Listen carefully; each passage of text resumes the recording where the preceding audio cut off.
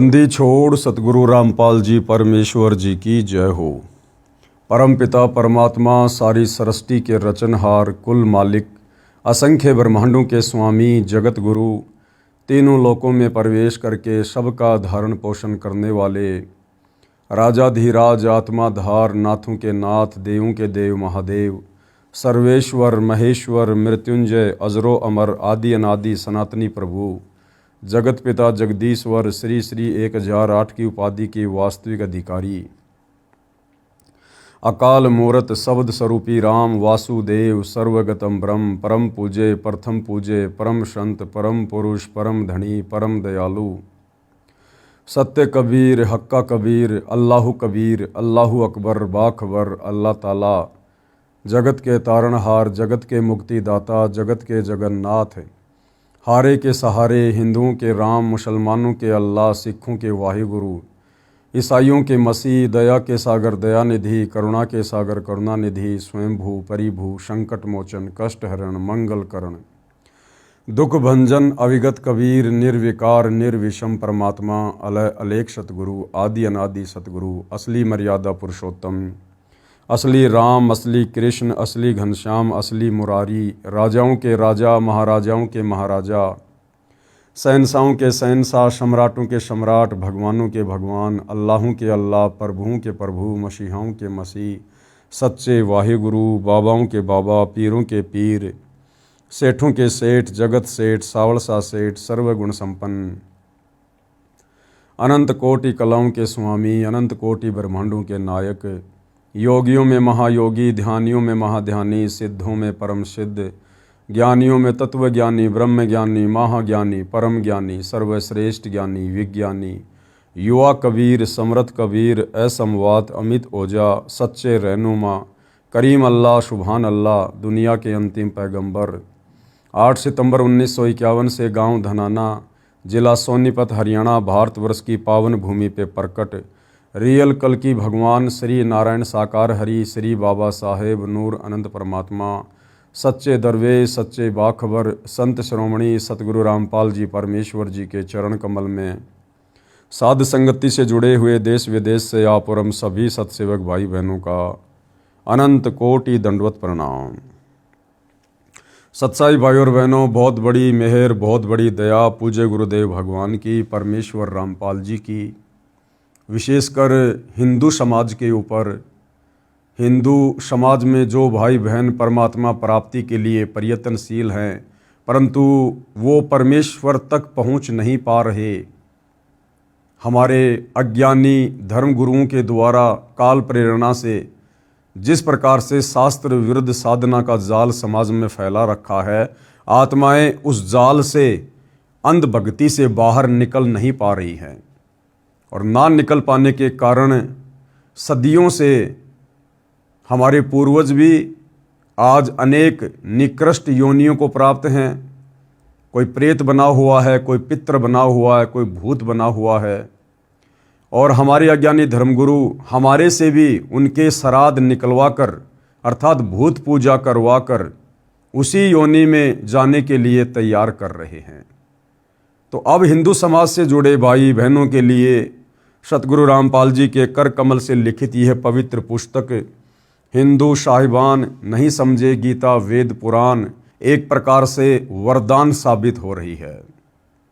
साथ में हम सतगुरु रामपाल जी के जितने भी फॉलोअर हैं भाई और बहनों, आप और हमने भी परमेश्वर के द्वारा लिखित इन पुस्तकों को बहुत ही गहनता से पढ़ना चाहिए, एक एक शब्द को ध्यानपूर्वक देखना चाहिए, क्योंकि हमारे जो अन्य भ्रमित भाई बहन हैं वो चाहे किसी भी धर्म से हो, हिंदू मुस्लिम सिख ईसाई जैनी यहूदी बौद्ध, जब कभी हमारी उनसे ज्ञान चर्चा होगी तो हम उनको उसी समय संतुष्ट कर पाएंगे, समझा पाएंगे जब हमें उन विषयों के विषय में जानकारी होगी।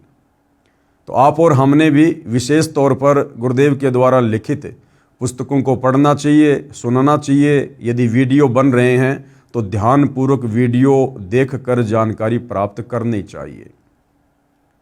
तो इसी कड़ी में आज इस पुस्तक पर हमारा ये 19वें नंबर का वीडियो है। प्रत्येक वीडियो में पूज्य गुरुदेव भगवान के आशीर्वाद से हमें अध्यात्म के विषय में कुछ न कुछ निष्कर्ष अवश्य मिलता है। भाइयों और बहनों, आज के इस एपिसोड में, इस वीडियो में हम जानेंगे कि ये जितने भी तीर्थ बने हैं, जितने भी धाम बने हुए हैं, बद्रीनाथ है, केदारनाथ है, अमरनाथ है, नैना देवी है, ज्वाला देवी है, यानी हिंदू धर्म में ज़्यादातर तीर्थ और धाम प्रचलन में हैं।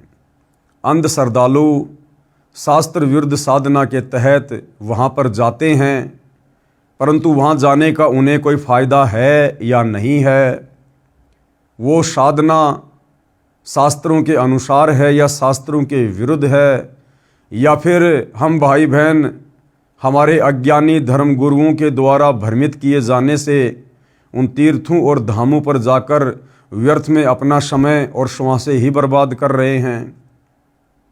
तो बहुत सारी बातें आज विशेषकर हिंदू समाज से जुड़े श्रद्धालुओं को जानने को मिलेंगी। तीर्थ तथा धाम क्या है? हिंदू समाज से जुड़े भाई ने प्रश्न किया कि तीर्थों धामों पर श्रद्धा से दर्शनार्थ तथा पूजा करने से हिंदू गुरुजन बहुत पुण्य बताते हैं। ये साधना लाभदायक है या नहीं, कृपया शास्त्रों के अनुसार बताएं। अब हिंदू समाज से जुड़े भाई बहनों को सतगुरु रामपाल जी के सत्संग सुनकर, उनके कर कमल से लिखित पुस्तकों को पढ़कर अध्यात्म के विषय में बहुत कुछ जानकारियां प्राप्त हो रही हैं। तो आगे से आगे उनकी जिज्ञासा बढ़ रही है।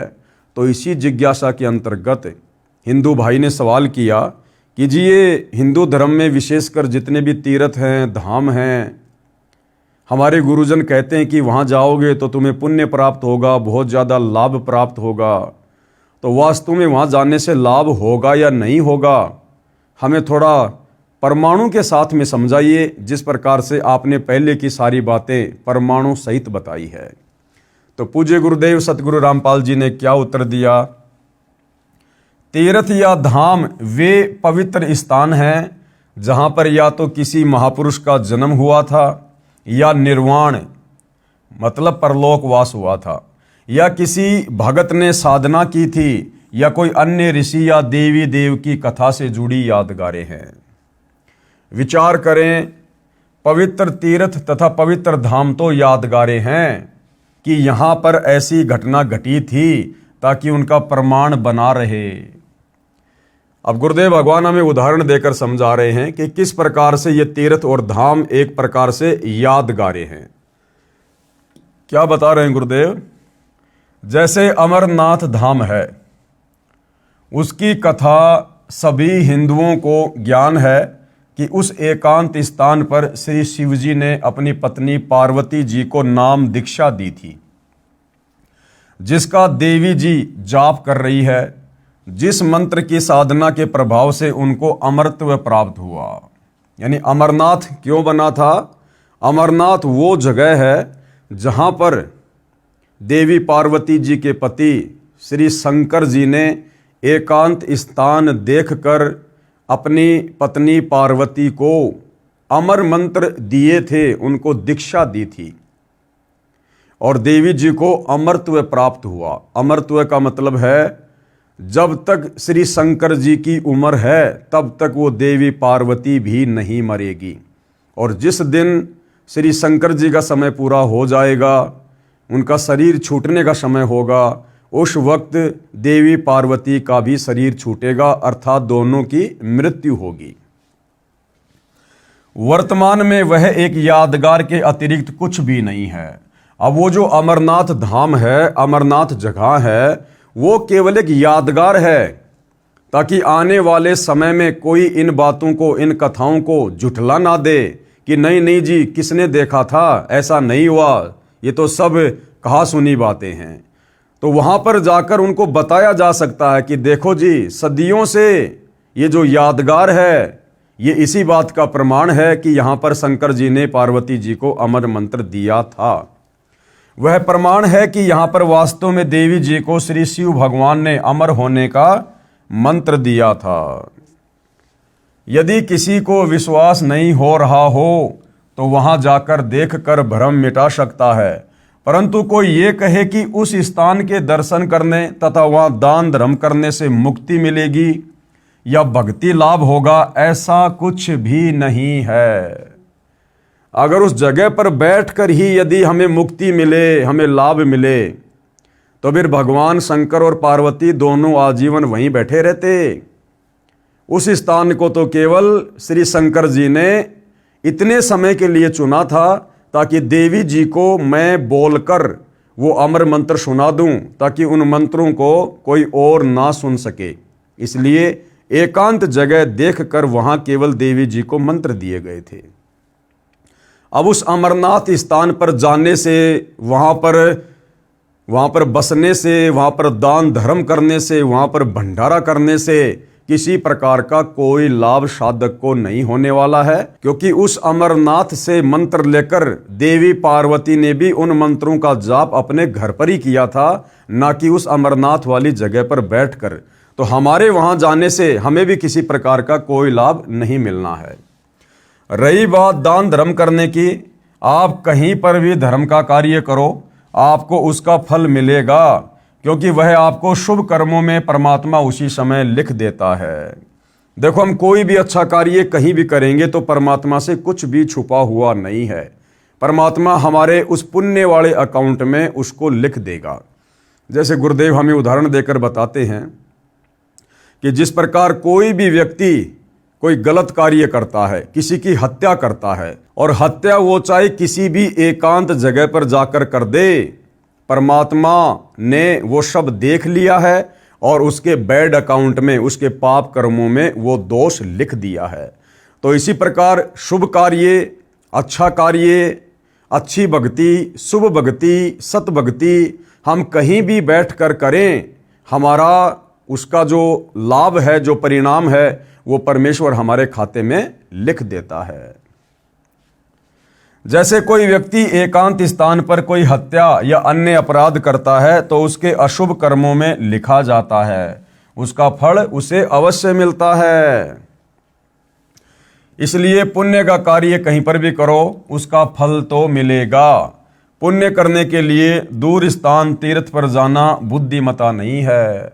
यही प्रश्न एक समय जिंदा साधु के रूप में मथुरा में प्रकट परमेश्वर कबीर जी से एक तीर्थ यात्री श्री धर्मदास सेठ द्वारा किया गया था, जो मथुरा तीर्थ पर स्नानार्थ तथा दान धर्म करने के लिए अपने गुरु रूपदास वैष्णव के बताए भक्ति कर्म को करने बांधवगढ़ नामक नगर, जो कि मध्य प्रदेश है, वहां से आया था।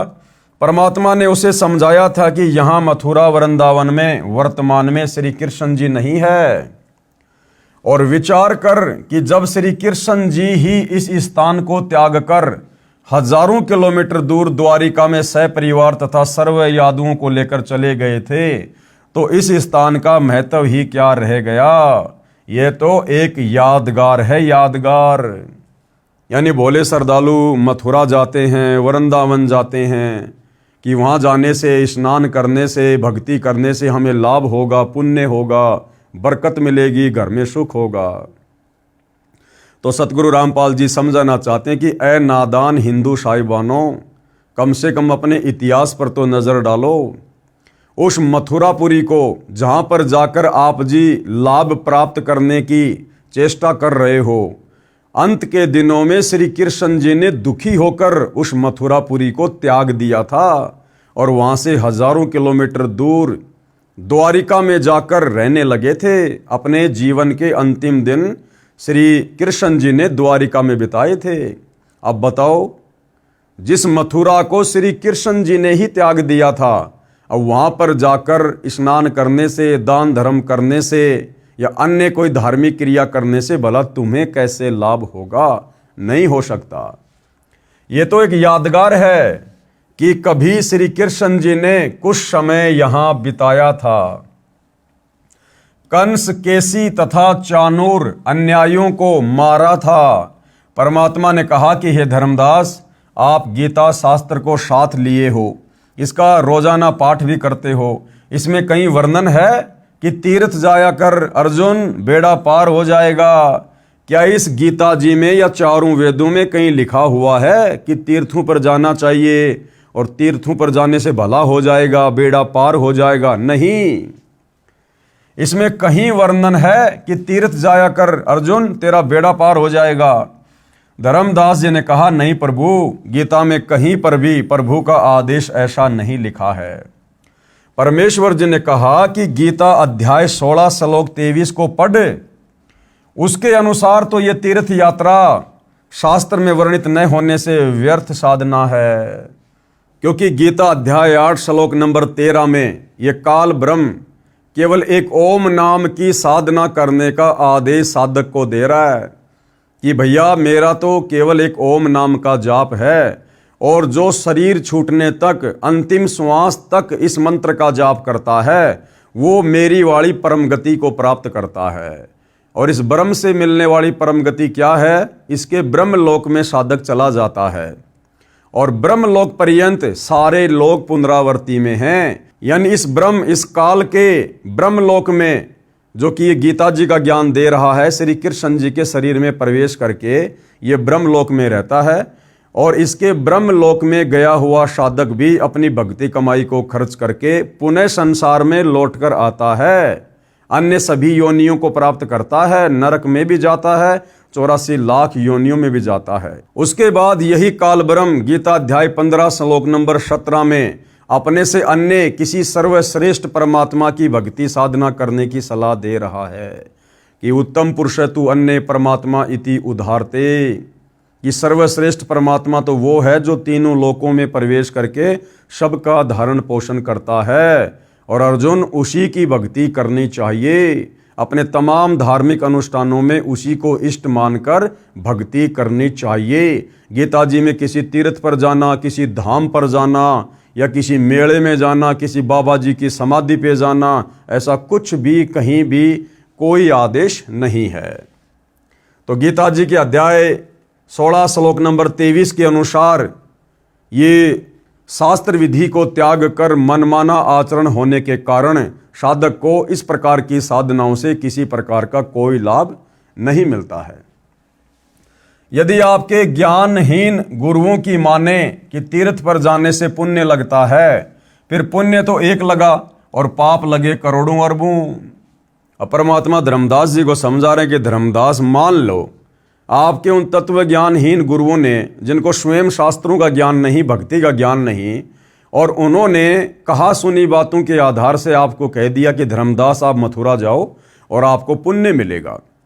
तो धर्मदास विचार कर, तू जहाँ से चलकर आया है तकरीबन 500-700 किलोमीटर से इस तीर्थ पर नहाने के लिए मथुरा में, तो तेरे को पुण्य मिलेगा एक, लेकिन इस पुण्य को करने के चक्कर में तूने पाप कर दिए अरबों खरबों।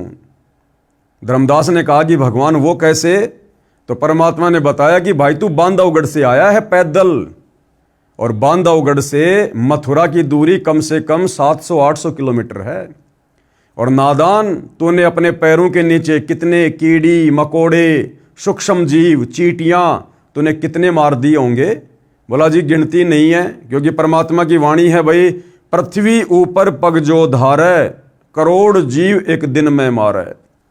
एक व्यक्ति जो सुबह अपनी रोजी रोटी के लिए घर से बाहर निकलता है, चाहे पैदल जाता है, चाहे साइकिल पर, चाहे मोटरसाइकिल पर, चाहे बस में, चाहे खुद की कार में, और शाम को अपना काम धंधा करके जब वो वापस घर पर लौटता है, वो व्यक्ति करोड़ों जीवों की हत्या करता है, करोड़ों जीवों की।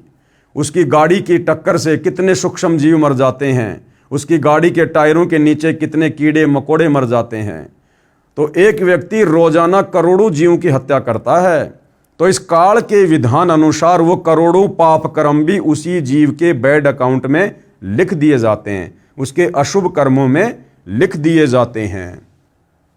तो परमात्मा ने धर्मदास जी को बताया कि नादान, तुम्हारे भ्रमी धर्म गुरुओं ने तुम्हें इस प्रकार से शास्त्र विरुद्ध साधना पर लगाकर तुम्हें पाप का भागी बना रखा है।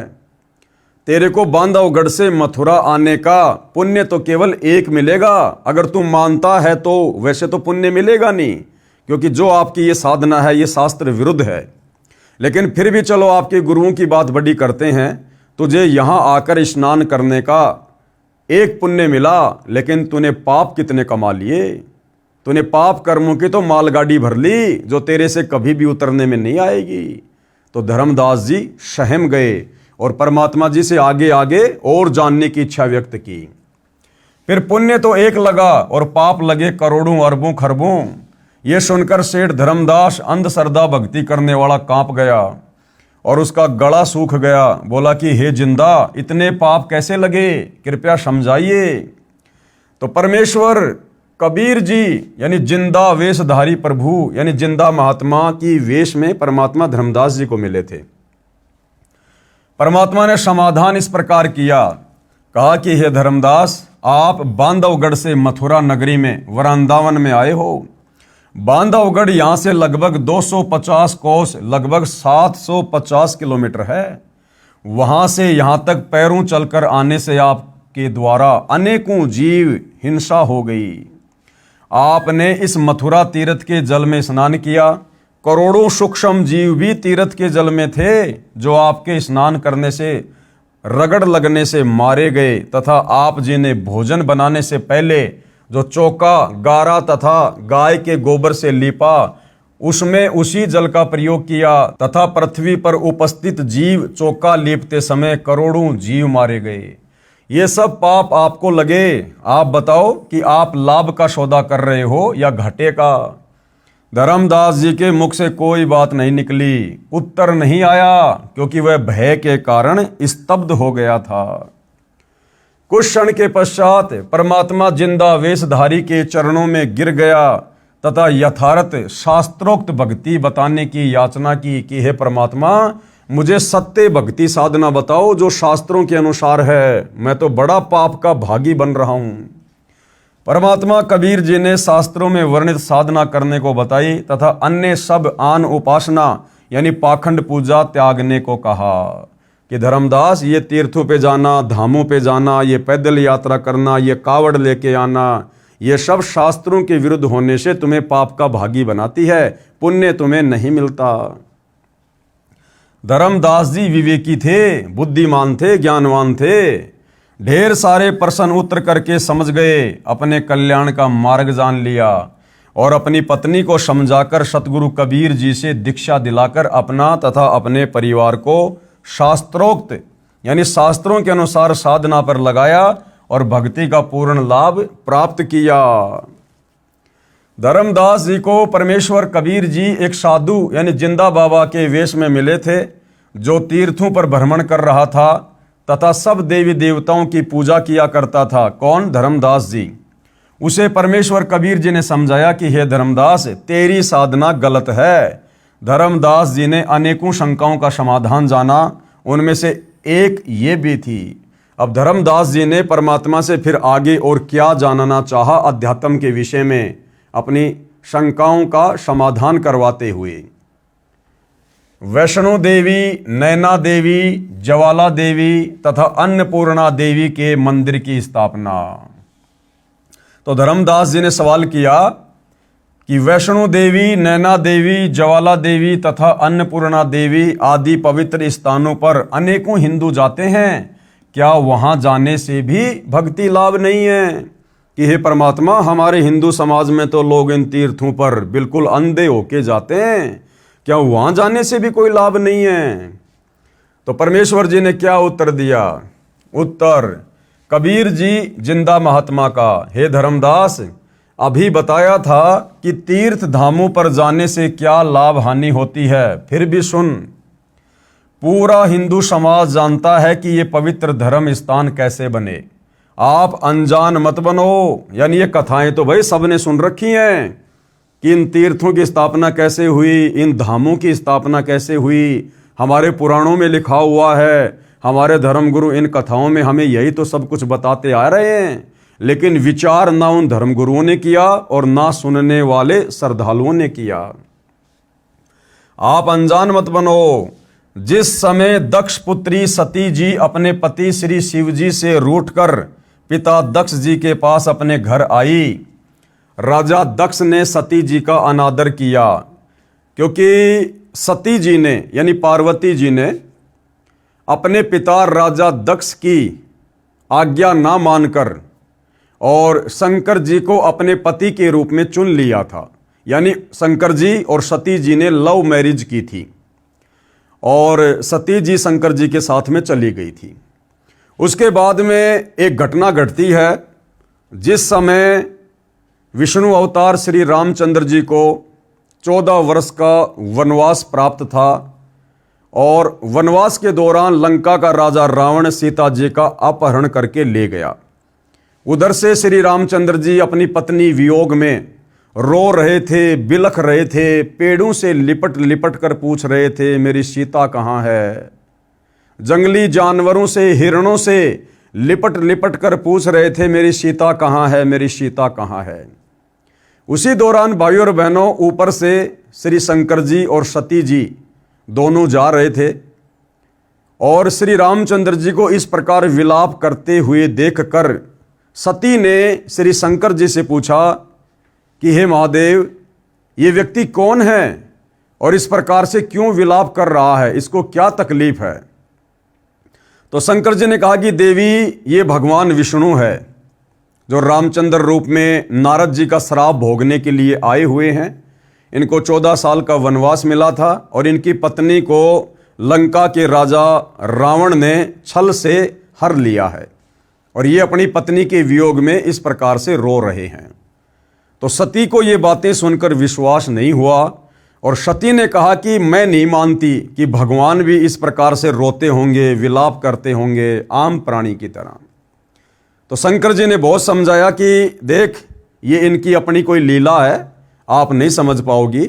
लेकिन सती ने कहा कि मैं तो इसकी परीक्षा लूंगी, मैं तो सीता जी का रूप बनाकर जाऊंगी और इसकी परीक्षा लूंगी। अगर इन्होंने मुझे पहचान लिया सीता जी के रूप में तो मैं मान जाऊंगी कि ये भगवान विष्णु है, अन्यथा नहीं। तो शंकर जी ने कहा कि तू ये गलती मत कर देना। देख, भगवान विष्णु मेरा बड़ा भाई है और उस नाते श्री रामचंद्र जी की पत्नी सीता वो मेरी भाभी है, मेरी माँ समान है वो। और अगर तूने मेरी माँ का रूप बना लिया, मेरी भाभी का रूप बना लिया सीता का, फिर तू मेरे योग्य नहीं रहेगी, मैं तुझे पत्नी रूप में स्वीकार नहीं करूंगा। तो उस समय तो सती जी ने कह दिया कि ठीक है जी, नहीं लूंगी परीक्षा।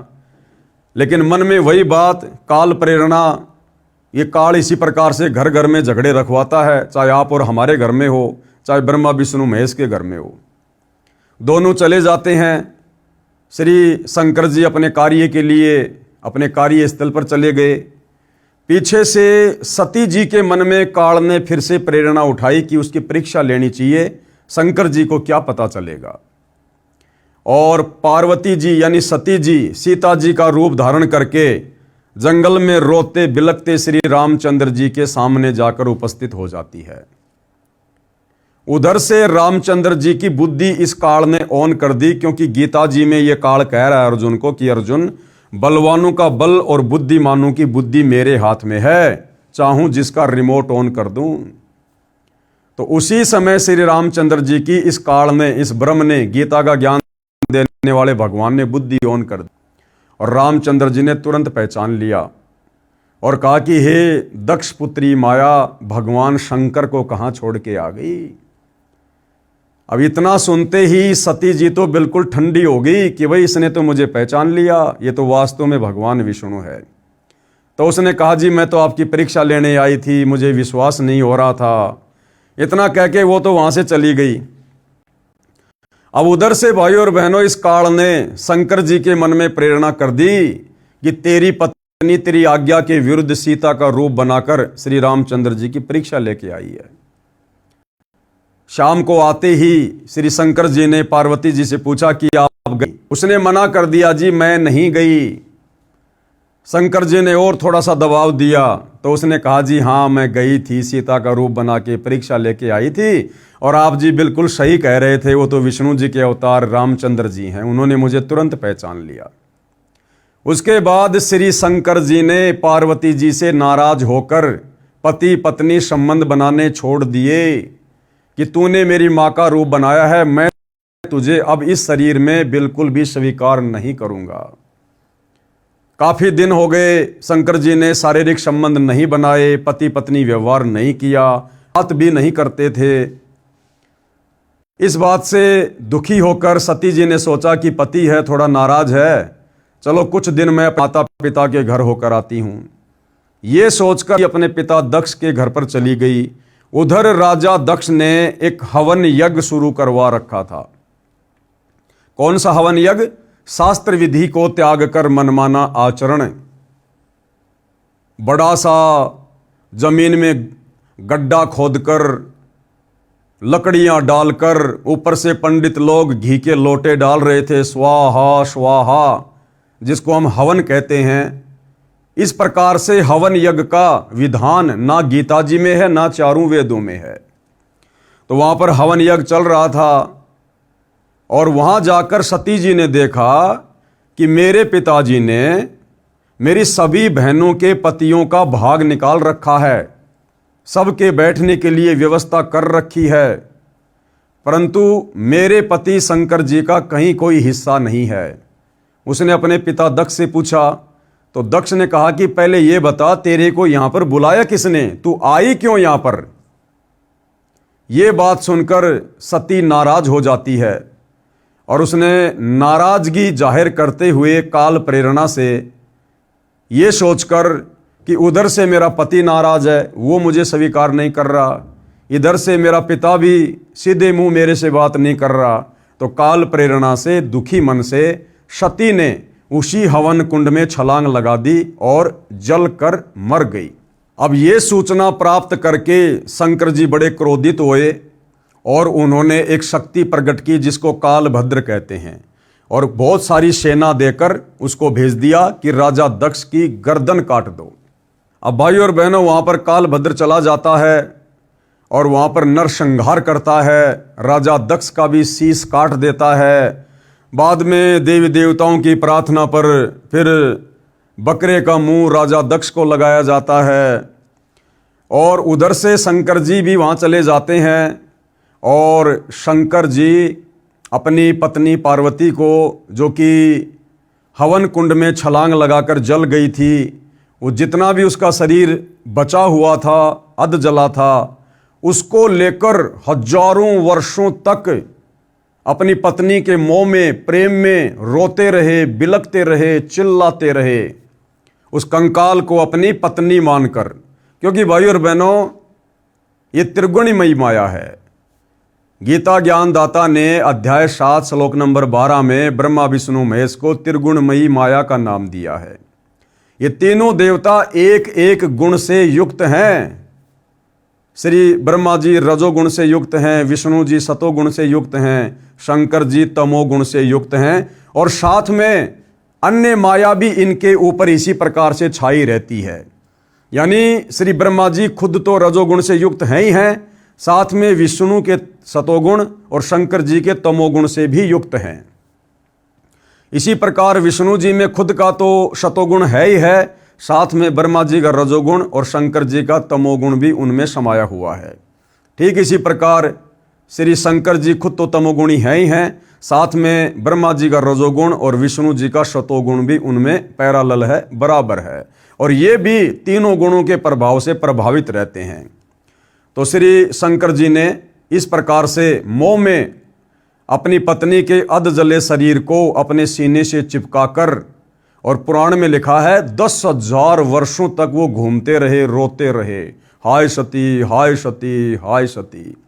जिस प्रकार बंदरिया का बच्चा मर जाता है और बंदरिया अपने पुत्र मोह में, संतान मोह में उस मरे हुए बच्चे को छाती से लिपटाकर घूमती रहती है, यही हाल भगवान शंकर का हो गया।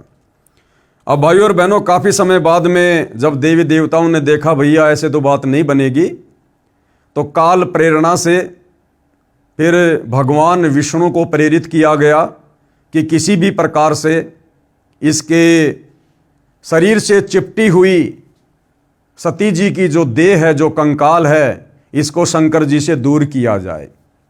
तो काल ने प्रेरणा की विष्णु जी में, और उधर से भाइयों और बहनों, काल के हर कार्य में, क्योंकि काल हर कार्य करता है इस भक्ति के विधान को बिगाड़ने के लिए, लेकिन परमात्मा कबीर देव परम अक्षर ब्रह्म उसी काल के कार्यों के माध्यम से उस भक्ति के विधान को संवारने का कार्य भी करते हैं।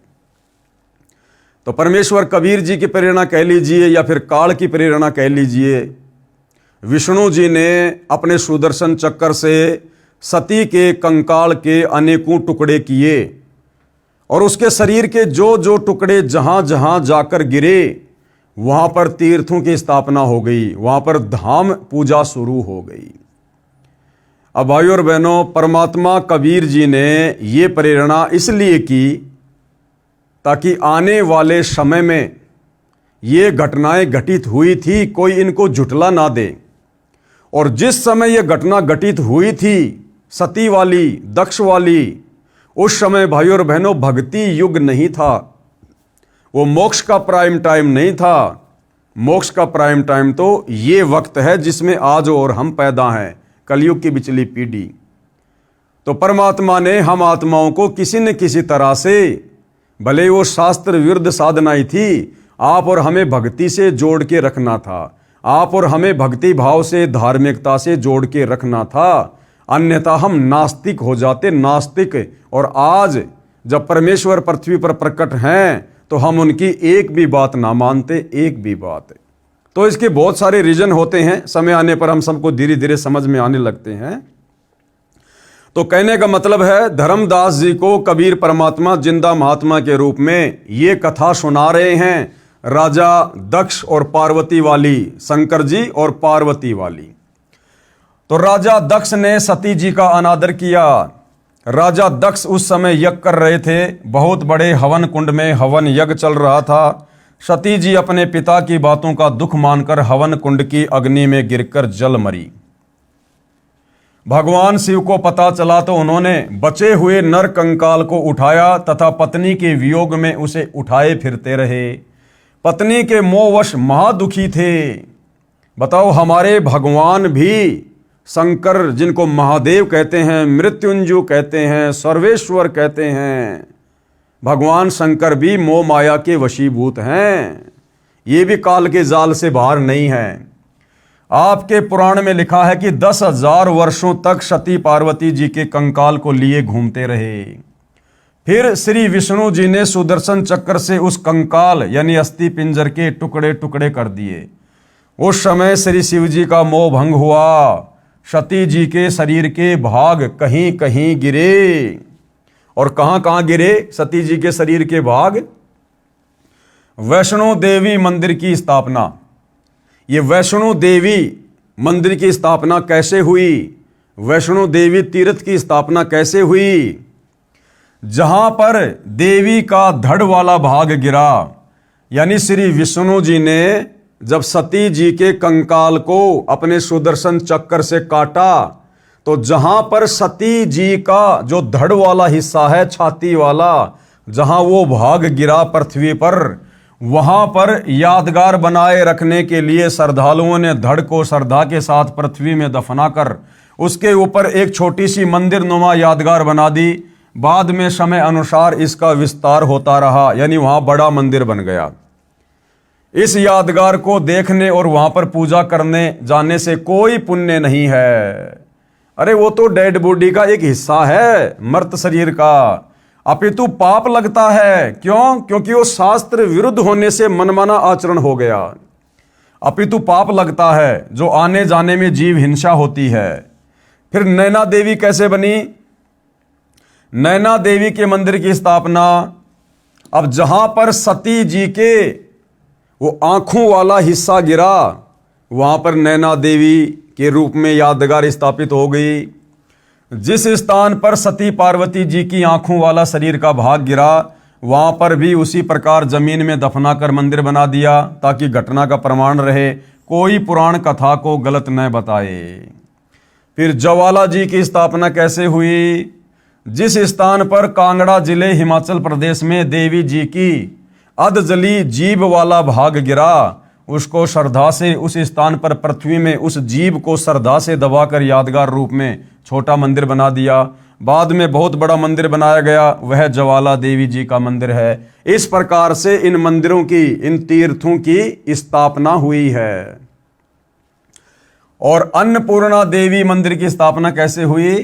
जिस स्थान पर सती पार्वती जी के शरीर का नाभि वाला भाग गिरा, उसको श्रद्धा से पृथ्वी में दबाकर उसके ऊपर यादगार रूप में छोटा सा मंदिर बना दिया था। बाद में उसका बहुत विस्तार किया गया और शास्त्र विरुद्ध साधना शुरू कर दी गई। इस प्रकार से ये अन्नपूर्णा देवी मंदिर की स्थापना हुई। अब बताओ वहां पर जाने से क्या लाभ मिलेगा? अब किसी व्यक्ति को शमशान घाट पर ले जाकर दफना दिया जाए या उसको जला दिया जाए और वहाँ उसकी कोई समाधि बना दी जाए और वहाँ जाकर कोई पूजा करने लग जाए, वहाँ कोई पंडित जी बैठ जाए, कोई गुरु जी बैठ जाए, दान दक्षिणा लेने लग जाए और समय आने पर देखा कि भाई यहाँ तो बहुत श्रद्धालु आ रहे हैं, धीरे धीरे मंदिर का विस्तार कर दिया, समाधि को बहुत बड़ा रूप दे दिया और आम आदमी सोचे कि वहाँ जाने से लाभ मिलेगा क्योंकि वहाँ तो दुनिया जा रही है।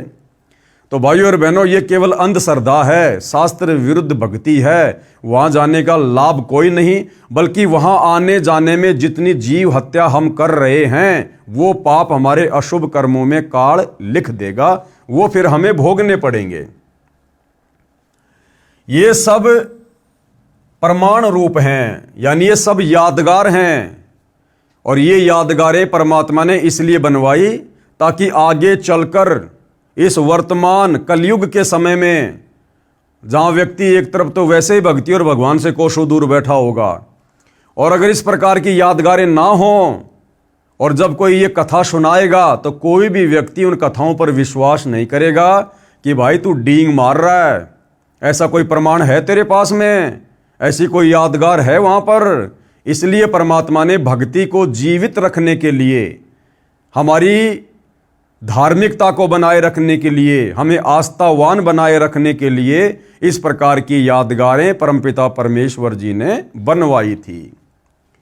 विचार करो, ऐसे स्थानों पर भक्ति व पूजा तथा पुण्य प्राप्त करने के लिए जाना शास्त्र विरुद्ध होने से हानिकारक है, इसलिए यह व्यर्थ है। यदि किसी को पुराणों में लिखी घटना पर विश्वास न हो तो देखने जाओ तो जाओ, लेकिन पुण्य के स्थान पर जीव हिंसा का पाप ही प्राप्त होगा। जो आने जाने के दौरान पैरों या गाड़ी घोड़े के नीचे दबकर मरेंगे, इसी प्रकार अन्य दर्शनीय स्थल आदि आदि जैसे बद्रीनाथ, केदारनाथ, जगन्नाथपुरी, द्वारिकापुरी आदि आदि पर किसी आध्यात्मिक लाभ के लिए जाना अंधश्रद्धा है, भक्ति के अतिरिक्त कुछ भी नहीं है। यानी अंधश्रद्धा भक्ति के अतिरिक्त कुछ भी नहीं है। तो गुरुदेव कहते हैं भले आप इन पुराणों की सत्यता के लिए उन तीर्थों पर जाना चाहो देखने के लिए तो जाओ, आपकी मर्जी है, लेकिन आपको लाभ किसी प्रकार का कोई नहीं मिलेगा, उल्टा आपको हानि प्राप्त होगी। आप हिंसा के भागी बनेंगे और आपके बैड अकाउंट में काल ये सारे पाप कर्म लिख देगा। और भाइयों और बहनों, ये सारी यादगारें केवल वर्तमान समय तक के लिए ही परमात्मा ने सुरक्षित रखनी थी, ताकि हम इन तमाम प्रकार की घटनाओं पर यकीन कर सकें और तुरंत तत्वदर्शी संत से आगे का ज्ञान लेकर शत भक्ति शुरू कर सकें। इसलिए सतगुरु रामपाल जी से तत्व ज्ञान समझ में आने के बाद उनके फॉलोवर ने कभी भी ऐसी जगहों पर भूल कर भी नहीं जाना चाहिए, दर्शन के लिए भी नहीं जाना चाहिए, पुण्य प्राप्ति तो बहुत दूर की बात है। केदारनाथ मंदिर भारत में तथा पशुपति नाथ मंदिर नेपाल में कैसे बना? अब ये क्या रहस्य है कि जो केदारनाथ मंदिर है वो भारत में है तथा पशुपति नाथ मंदिर नेपाल में है? इतना लंबा डिस्टेंस कैसे, इतनी लंबी दूरी कैसे?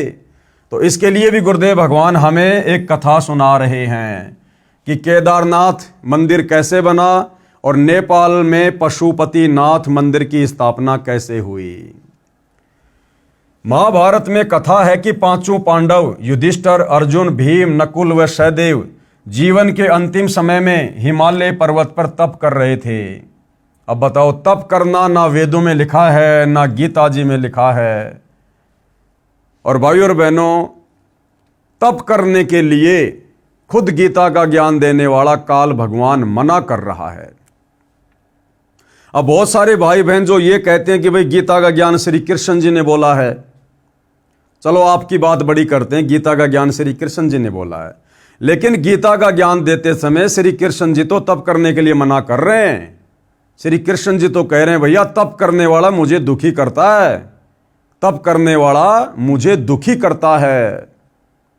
अब यहां पर श्री कृष्ण जी पांडवों को खुद तप करने की सलाह दे रहे हैं कि भैया पांडवों, महाभारत के युद्ध में तुमने जो बंधुघात किया था, जो करोड़ों सैनिक मरवाए हैं, उनका पाप तुम्हारे ऊपर चढ़ा हुआ है। अगर तुम वो पाप धोना चाहते हो तो सारे के सारे पांडव अंतिम समय में हिमालय में जाकर तपस्या करके गल जाओ, समाप्त हो जाओ, शरीर छोड़ दो। तो एक तरफ तो तुम्हारे श्री कृष्ण जी गीता जी में तप करने को मना कर रहे हैं और दूसरी तरफ तुम्हारा वही कृष्ण पांडवों को तप करने की सलाह दे रहा है। तो ये दोगली बात कैसे? तो ये दोगली बात नहीं है। श्री कृष्ण जी को तत्व ज्ञान नहीं था। श्री कृष्ण जी का धार्मिक गुरु दुर्वासा था और दुर्वासा खुद शास्त्र विरुद्ध साधना करता था, घोर तप करता था। और महाभारत में अर्जुन को जो ज्ञान दिया गया था वो श्री कृष्ण जी के शरीर में प्रेत की तरह प्रवेश करके इस काल ब्रह्म ने दिया था। इसके अलावा भाई और बहनों और भी बहुत सारे रहस्य हैं कि वो तप करने से काल दुखी होता है या फिर वो पूर्ण परमात्मा सत्य पुरुष कबीर देव दुखी होता है। खैर ये बातें आपको धीरे धीरे समझ में आएंगे जब आप अध्यात्म में आगे बढ़ेंगे। लेकिन कहने का मतलब ये है, यदि हिंदू श्रद्धालुओं के अनुसार गीता जी का ज्ञान श्री कृष्ण जी ने बोला था, तो भैया श्री कृष्ण जी तो गीता जी में तप करने वालों को ये कह रहे हैं कि उनको तो मैं आसुर योनियों में डालूंगा, नरक में डालूंगा जो तप करते हैं, क्योंकि तप करने वाले शरीर में विराजमान मुझ परमात्मा को भी दुखी करते हैं, वो कृष करते हैं। तो दूसरी तरफ फिर श्री कृष्ण जी पांडवों को तप करने की सलाह क्यों दे रहे हैं? हिमालय में जाकर। अर्थात गीता जी का ज्ञान श्री कृष्ण जी ने नहीं बल्कि श्री कृष्ण जी के शरीर में प्रेत की तरह प्रवेश करके इस काल ब्रह्म ने दिया था। तो ये जो तप करने का विधान है ये शास्त्रों के विरुद्ध है। एक दिन सदाशिव यानी काल ब्रह्म ने दुधारू भैंस का रूप बनाया। जब पांचों पांडव हिमालय क्षेत्र में तप आदि कर रहे थे तो उस समय ये जो काल ब्रह्म है जिसने गीता जी का ज्ञान दिया है, जो ब्रह्मा विष्णु महेश का पिता है, ज्योति निरंजन, जो गुप्त रहता है, अपने काल रूप में किसी को दर्शन नहीं देता, परंतु भ्रमित यही करता है भक्ति और भगवान के नाम पर, साधनाओं के नाम पर। सारी शास्त्र विरुद्ध साधना यही करवाता है आप और हम जीवों को अपने षड्यंत्र में फांसे रखने के लिए, क्योंकि ये नहीं चाहता कि कोई भी प्राणी सत्य साधना करके तत्वदर्शी संत की शरण ग्रहण करके मेरे जाल से बाहर निकल जाए। क्यों? क्योंकि इसको प्रतिदिन 1 लाख स्त्री पुरुष खाने का श्राप लगा हुआ है। इसलिए ये किसी को भी सत्य साधना वाला मार्ग नहीं पता होने देता है। तो जब पांचों पांडव वहां पर थे तो उसी समय इस काल ब्रह्म ने, सदाशिव ने, ज्योति निरंजन ने, ब्रह्मा विष्णु महेश के पिता ने एक दूध वाली भैंस का रूप बनाया और उस क्षेत्र में घूमने लगा। भीम दूध प्राप्ति के मकसद से उसे पकड़ने के लिए दौड़ा तो भैंस पृथ्वी में समाने लगी। भीम ने भैंस का पिछला भाग मजबूती से पकड़ लिया, जो पृथ्वी से बाहर शेष था वह पत्थर का हो गया। जो भैंस का पिछला हिस्सा था वो कुछ देर बाद वो पत्थर का बन गया और बाहर ही रह गया। वह केदारनाथ बना। भैंस के शरीर के अन्य भाग जैसे अगले पैर, पिछले पैर आदि आदि जहां जहां निकले वहां वहां पर अन्य केदार बने। ऐसे ऐसे 7 केदार हिमालय में बने। उस भैंस का सिर वाला भाग काठमांडू में निकला, जिसको पशुपति कहा गया। उसके ऊपर मंदिर बना दिया गया। उस भैंस के पिछले भाग पर तथा अन्य अंग जहां जहां निकले उनको केदार नाम देकर यादगार बना दी गई थी कि यह पौराणिक घटना सत्य है, ये साक्षी है। सब मंदिर किसी न किसी कथा के साक्षी हैं, परंतु पूजा करना गलत है। अब बताओ भाई, उस केदारनाथ में जाकर भैंस का पिछला हिस्सा जो टट्टी पेशाब का हिस्सा है, मलमूत्र का हिस्सा है, उस भैंस के पिछले भाग को पूजने से क्या मिलेगा जो पत्थर की शिला है? ये विचार करने की बात है। अरे पूजना तो हमने परमात्मा को है जो परम सुखदायक है। हमने भैंस का पीछे का मलमूत्र का हिस्सा थोड़े ना पूजना है। उस पत्थर को वहां जाकर पूजने से अगर लाभ मिलता है तो अपने घर पर जिंदा भैंस का पिछला हिस्सा पूज लो भाई, घर बैठे लाभ हो जाएगा। परंतु ये साधना इस काल के द्वारा हम आत्माओं को भक्ति मार्ग से भटकाने के लिए शुरू करवाई गई थी और शास्त्र विरुद्ध होने के कारण इस प्रकार की ओछी आदि अधूरी घटिया साधनाओं का साधक को किसी प्रकार से कोई लाभ प्राप्त नहीं होता, उल्टा वहां जाकर वो पाप का भागी बनता है। उसके बाद क्या कह रहे हैं गुरुदेव, लगभग 100 वर्ष पहले केदारनाथ पर अधिक वर्षा के कारण दलदल अधिक हो गई थी। लगभग 60 वर्ष तक वहां कोई पूजा आरती नहीं की गई, न कोई दर्शन करने गया था। बाद में 30-40 वर्ष से दोबारा से दर्शनार्थी जाने लगे। सन 2012 में केदारनाथ धाम के दर्शनार्थ व पूजार्थ गए लाखों व्यक्ति बाढ़ में बह गए। अब बताओ भाइयों और बहनों, क्या वहां परमात्मा बैठा था, भगवान शंकर बैठा था? अगर वहां भगवान शंकर बैठे होते तो क्या भगवान शंकर अपनी पूजा के लिए वहां आने वाले भक्तों की रक्षा नहीं करता? क्या उस घटना को भगवान शंकर टाल नहीं सकता था? क्या भगवान शंकर में इतनी भी पावर नहीं है, इतनी भी शक्ति नहीं है जो अपने भक्तों की रक्षा कर सके?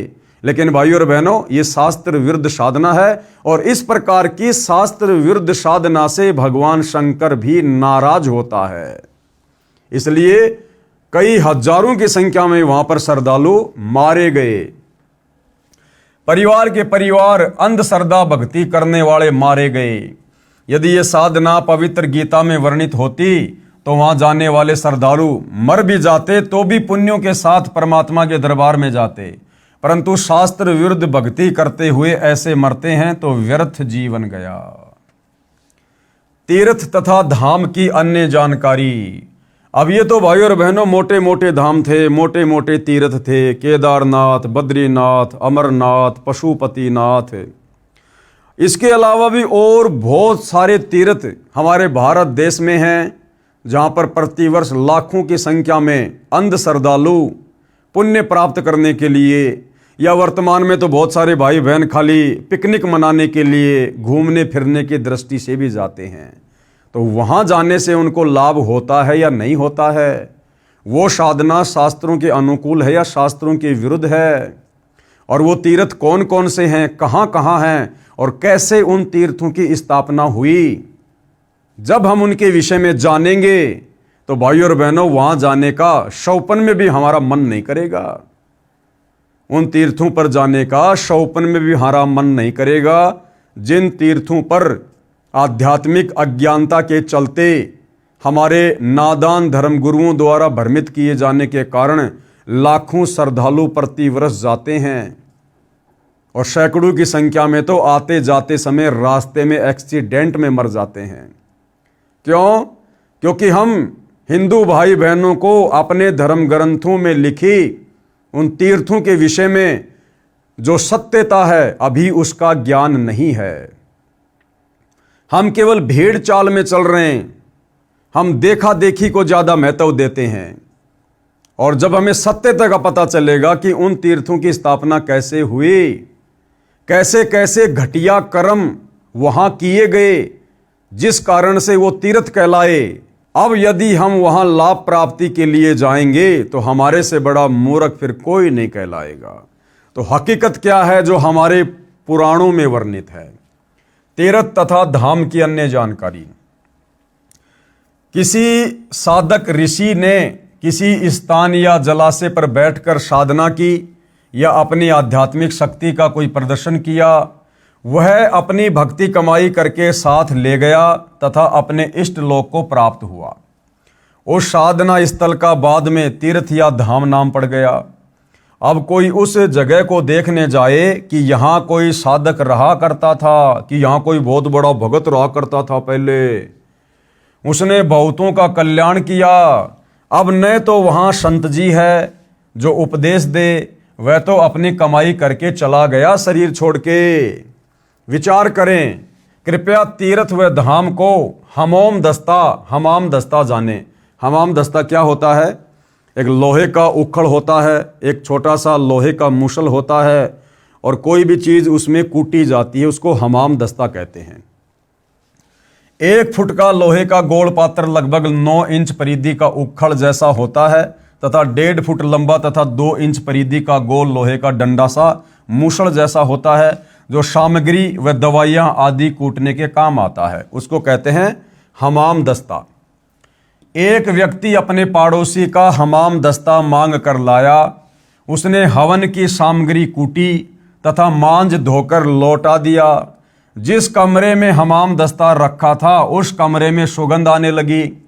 घर के सदस्यों ने देखा कि यह सुगंध कहाँ से आ रही है, तो पता चला कि हमाम दस्ते से आ रही है। वे समझ गए कि पड़ोसी ले गया था, उसने कोई सुगंध युक्त वस्तु कूटी है। कुछ दिन बाद वह सुगंध भी आनी बंद हो गई।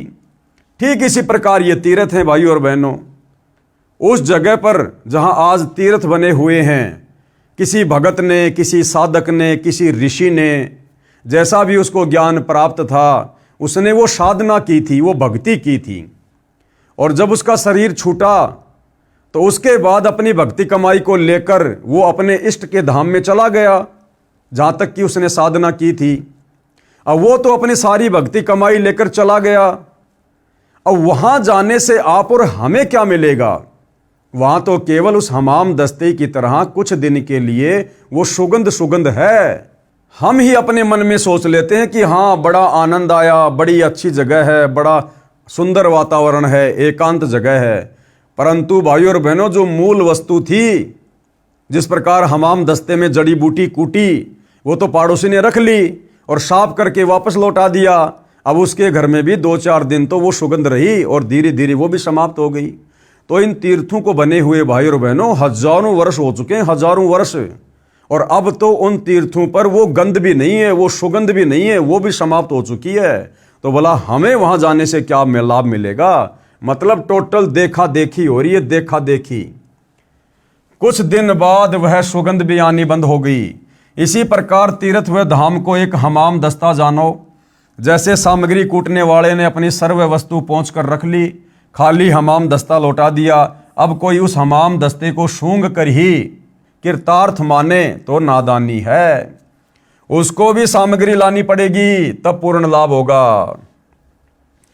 ठीक इसी प्रकार किसी धाम व तीर्थ पर रहने वाला वो पवित्र आत्मा तो राम नाम की सामग्री कूटकर यानी भक्ति करके झाड़ पहुंचकर अपनी सारी भक्ति साधना की कमाई को साथ ले गया।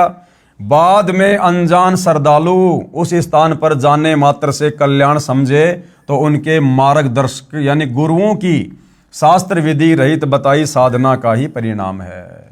उस महान आत्मा संत की तरह प्रभु साधना करने से ही कल्याण संभव है, उन तीर्थों पर जाने से नहीं। जिस प्रकार उन तीर्थों वाली जगह पर पहले वो साधु महात्मा ऋषि बैठकर भक्ति किया करता था, हमने भी उसी प्रकार से भाई भक्ति करनी पड़ेगी, तब हमें लाभ प्राप्त होगा। खाली उस जगह को देखने मात्र से कोई लाभ नहीं है। उसके लिए तत्वदर्शी संत की खोज करके उससे उपदेश लेकर आजीवन भक्ति करके मोक्ष प्राप्त करना चाहिए। शास्त्र विधि अनुकूल सत साधना मुझ दास रामपाल दास के पास उपलब्ध है, कृपया निःशुल्क प्राप्त करें। अब आगे गुरुदेव क्या समझा रहे हैं? तीर्थ स्थापना के प्रमाण। अब ये जितने भी तीर्थ धाम हैं नदियों के किनारे या तालाबों के किनारे, क्योंकि पहले हमारे साधु संत महात्मा ऋषिजन जो अपनी नादानी और अज्ञानता के चलते और घर परिवार को त्याग कर कर्म सन्यासी बनकर, जो कि गीता जी के विरुद्ध है, ये भक्ति करने के लिए जंगलों में चले जाया करते थे, किसी नदी के किनारे चले जाया करते थे और वहाँ बैठकर अपनी साधना किया करते थे जैसा भी उनको प्राप्त थी। और उनके मरने के बाद में वहाँ पर वो तीर्थ बन गए, वो धाम बन गए। तो इन तमाम प्रकार के धामों की, तीर्थों की, जहाँ पर आज ज़्यादातर हिंदू समाज अज्ञानता में भटक रहा है, इनकी स्थापना कैसे हुई? जब हम इनकी स्थापना के बारे में जानेंगे भाई और बहनों, हमारे धर्मशास्त्रों में लिखा हुआ पढ़ेंगे, हमें शर्म आएगी, शर्म। और वहाँ जाकर हमें सद्बुद्धि आएगी या हम दुर्बुद्धि का शिकार होंगे, वो भी हमें पता चलेगा। सबसे पहले है शुक्र तीर्थ कैसे बना। शुक्र तीर्थ श्री ब्रह्मा पुराण लेखक कृष्णदेवपायन अर्थात वेद व्यास जी प्रकाशक, Gita press Gorakhpur, page number 167 168 पर भृगु ऋषि का पुत्र कवि अर्थात शुक्र ने गौतमी नदी के उत्तर तट पर जहां भगवान महेश्वर की आराधना करके विद्या पाई थी, वह स्थान शुक्र तीर्थ कहलाता है। अब बताओ, उसने तो वहां बैठकर अपनी भक्ति की और जो भक्ति कमाई करी मरने के बाद अपने साथ लेकर चला गया। और वहां जाकर हमें कैसे लाभ मिलेगा, हमें कैसे फायदा मिलेगा? भाई जैसे कहीं कोई सत्संग चल रहा है, महाराज जी सत्संग कर रहे हैं और वहां पर खीर और हलवा बनाने के लिए एक भट्ठी बनाई गई, खीर बनाई गई, हलवा बनाया गया और वो सत्संग 2 या 3 दिन का चला। लोगों ने सत्संग भी सुना और साथ में बढ़िया बढ़िया भोजन भी खाया, हलवा खाई, खीर खाई। अब वो सत्संग समाप्त हो गया, श्रद्धालुओं ने सारा सामान वहां से उठा लिया, टेंट भी उखाड़ लिए, महाराज जी भी चले गए, भगत भी चले गए। अब वो भट्ठी पड़ी है, राख पड़ी है। अब कोई व्यक्ति वहां जाकर ये कहे कि चल तुझे वहां लेके चलता हूं जहां पर महाराज जी आए थे, सत्संग किया था और वहां पर खीर बनाई थी, हलवा बनाया था। और वो व्यक्ति वहां जाकर देखता है कि वहां पर वो भट्ठी है और भट्ठी के चारों तरफ राख है। अब भाई ना वहां पर हलवा मिल सकता, ना वहां पर आपको खीर मिलेगी। वो तो जिस समय वो महात्मा था, सत्संग कर रहा था, अगर उस समय आप जी होते, वहां जाते, तो सत्संग भी सुनने को मिलते और बढ़िया बढ़िया भोजन भी खाने को मिलते। अब महाराज जी तो अपना सामान समेट कर कहीं और चला गया सत्संग करने के लिए, और वहां तो केवल वो भट्ठी भट्ठी है, वो केवल यादगार है कि हाँ यहां पर सत्संग हुआ था, इस भट्ठी के ऊपर खीर बनी थी, हलवा बना था, वो केवल यादगार है। उस भट्ठी के चाहे 50 चक्कर काट लो, आपकी भूख शांत नहीं हो सकती। तो इसी प्रकार ये जितने भी तीर्थ हैं, धाम हैं, वहां पर किन किन लोगों ने कैसी कैसी घटनाओं को जन्म दिया, क्या क्या घटनाएं घटित हुई, किसी ने अच्छे कार्य किए, किसी ने बुरे कार्य किए, उसके बाद वो तो शरीर छोड़ के चले गए और पीछे से हमारे नादान धर्मगुरुओं ने काल प्रेरणा से हमें अध्यात्म के नाम पर भटकाने के लिए उनको तीर्थों का नाम देकर और अपनी धार्मिक पूजाएं शुरू करवा दी, अपनी पेट पूजा के लिए वहां पर एक प्रकार से धार्मिक धंधा शुरू करवा दिया। तो इस प्रकार से ये शुक्र तीर्थ की स्थापना हुई थी, जहां पर वर्तमान में जाने से हमें किसी प्रकार का कोई लाभ नहीं है। अब आगे ध्यान से पढ़ना भाइयों और बहनों। सरस्वती संगम तीर्थ तथा पुरूरव तीर्थ, इनकी स्थापना कैसे हुई, जहां पर लाखों श्रद्धालु प्रति वर्ष जाते हैं। श्री ब्रह्मा पुराण पेज नंबर 172 173 पर यह प्रमाणित बातें हैं। सतगुरु रामपाल जी ने अपने हाथ से, अपने तरफ से एक भी मनमुखी बात, एक भी मनमुखी शब्द नहीं लिखा है। ये जो भी प्रमाण हैं इन तीर्थों के, आपको साथ में उस पुराण का नाम कौन से पेज पर है, कौन से अध्याय में है, साफ साफ बताया जा रहा है। 200-250 रुपये का पुराण आता है, किसी भी धार्मिक पुस्तक की दुकान से लेकर खरीद कर देख सकते हैं। तो ये जो सरस्वती संगम है, जिसको पुरूरव तीर्थ भी कहते हैं, जहां पर लाखों श्रद्धालु जाते हैं, सोचिए वो कैसे बना।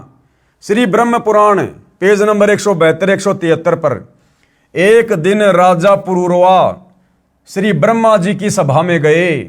वहां ब्रह्मा जी की पुत्री सरस्वती को देखकर उससे मिलने की इच्छा व्यक्त की। ब्रह्मा जी की सभा में पृथ्वी लोक से राजा पुरूरवा गया और उसने वहां पर जब ब्रह्मा जी की बेटी सरस्वती को देखा, जो अति सुंदर थी, तो राजा के मन में उससे मिलने की इच्छा जागृत हुई। सरस्वती ने हां कर दी, यानी राजा ने किसी नौकरानी के माध्यम से सरस्वती के पास में संदेशा भिजवाया। तो ब्रह्मा जी की बेटी सरस्वती ने और उस राजा के साथ मिलने की इच्छा, मतलब स्वीकृति दे दी, यस कर दिया। और दोनों कहां मिले? सरस्वती नदी के किनारे पर सरस्वती तथा पुरूरवा ने अनेक वर्षों तक संभोग यानी सेक्स किया। ब्रह्मा जी की बेटी, जिस ब्रह्मा जी ने आप लोग कहते हो सृष्टि की रचना करी है, उस ब्रह्मा जी की बेटी सरस्वती यानी शारदा, जो वीणा वाणा बजाती है, स्कूलों में सुबह सुबह उसकी आरती करवाई जाती है, जय माँ शारदे, जय माँ शारदे, हे माँ सरस्वती, हे माँ सरस्वती। वह सरस्वती, वो शारदा है ये। और क्या किया उन्होंने? अपने पिता उस ब्रह्मा की आज्ञा के बिना चोरी छुपे उस राजा के साथ में ब्रह्मा जी की बेटी सरस्वती शारदा उस सरस्वती नदी के किनारे चली जाती है और हजारों वर्षों तक दोनों वहां पर शारीरिक संबंध बनाते हैं, सेक्स करते हैं। जिस प्रकार वर्तमान में लड़के और लड़कियां लिव इन रिलेशनशिप में रहते हैं, तो भैया ये परंपरा तो बहुत पहले से चली आ रही है, देवी देवताओं के समय से। सरस्वती नदी के तट पर सरस्वती तथा पुरूरवा ने अनेक वर्षों तक संभोग यानी सेक्स किया। एक दिन ब्रह्मा ने उनको विलास करते देख लिया। एक दिन ब्रह्मा जी ने अपनी बेटी सरस्वती को और उस राजा पुरूरवा को शारीरिक संबंध करते समय, सेक्स करते समय देख लिया, पकड़ लिया। अपनी बेटी को श्राप दे दिया। ब्रह्मा जी ने श्राप दे दिया सरस्वती को। क्या? वह नदी रूप में समा गई। जहां पर पुरूरवा तथा सरस्वती ने संभोग किया था, यानी कई वर्षों तक शारीरिक संबंध बनाते रहे, वो कुकर्म करते रहे, वह पवित्र तीर्थ सरस्वती संगम नाम से विख्यात हो गया। जहां पर पुरूरवा ने महादेव की भक्ति की, वह स्थान पुरूरवा तीर्थ नाम से विख्यात हुआ। अब बताइए भाइयों और बहनों, ऐसी गंदी हरकत से जिस सरस्वती तीर्थ का जन्म हुआ, उस तीर्थ पर जाने से, पूजा करने से, भक्ति करने से क्या कभी हमें सद्बुद्धि मिलेगी? हम उल्टा दुर्बुद्धि का शिकार होंगे। यदि हम अपने बच्चों को उन तीर्थों पर लेकर जाएंगे और यदि ये कथा उनको सुनाएंगे, क्योंकि तीर्थ पर जाएंगे तो तीर्थ के विषय में जानने की इच्छा तो होती है ना, तो गाइड लोग क्या बताएंगे? यही कथा सुनाएंगे कि भैया सरस्वती तीर्थ की स्थापना कैसे हुई। तो यही विषय वासना की कहानी सुनाई जाएगी, ये कामसूत्र की बातें सुनाई जाएंगी। तो सोचिए आपके मन में क्या गंदे विचार उत्पन्न होंगे, आपके बच्चों के मन में क्या गंदे विचार उत्पन्न होंगे। आपको क्या मिला वहां जाकर, भक्ति या बकवाद? इसलिए सतगुरु रामपाल जी इन सभी तीर्थों पर, धामों पर ना जाने की सलाह देते हैं, क्योंकि ये शास्त्र विरुद्ध साधना है। गीता अध्याय 16 श्लोक 23 के अनुसार शास्त्र विधि को त्याग के जो मनमाना आचरण किया जाता है, उससे ना कोई लाभ मिलता है, ना कोई सिद्धि मिलेगी, ना कोई रिद्धि मिलेगी और ना अंत में मोक्ष मिलेगा। तो ये है भाइयों और बहनों सरस्वती संगम तीर्थ की कहानी। आगे देखिए 3 नंबर, वृद्धा संगम तीर्थ। इस वृद्धा संगम तीर्थ की नींव कैसे पड़ी? श्री ब्रह्म पुराण पेज नंबर 173 से 175। एक गौतम ऋषि थे, उनका 1000 वर्ष की आयु तक विवाह नहीं हुआ। वह वेद ज्ञान भी नहीं पढ़ा था, केवल गायत्री मंत्र याद था, उसी का जाप करता था। एक दिन वह एक पर्वत पर एक गुफा में गया। वहां पर 90,000 वर्ष की आयु की एक बुढ़िया स्त्री मिली। दोनों ने विवाह कर लिया। बताओ, उस ऋषि ने जो भक्ति करने गया था और थोड़ी सी उम्र का था, और उसने अपने दादी की उम्र की 90,000 साल की बुढ़िया के साथ में उसने शादी कर ली। एक दिन वशिष्ठ ऋषि तथा वामदेव ऋषि वहां गुफा में अन्य ऋषियों के साथ आए। उन्होंने गौतम ऋषि का उपहास किया। कहा कि हे गौतम जी, ये बुढ़िया आपकी माँ है या आपकी दादी माँ है? उनके जाने के पश्चात दोनों बहुत दुखी हुए। अगस्त ऋषि की राय से गोदावरी नदी के गोमती तट पर गए और कठोर तपस्या करने लगे। उन्होंने भगवान शंकर और विष्णु का शतवन किया, यानी आराधना की, तथा पत्नी के लिए गंगा जी को भी खुश किया।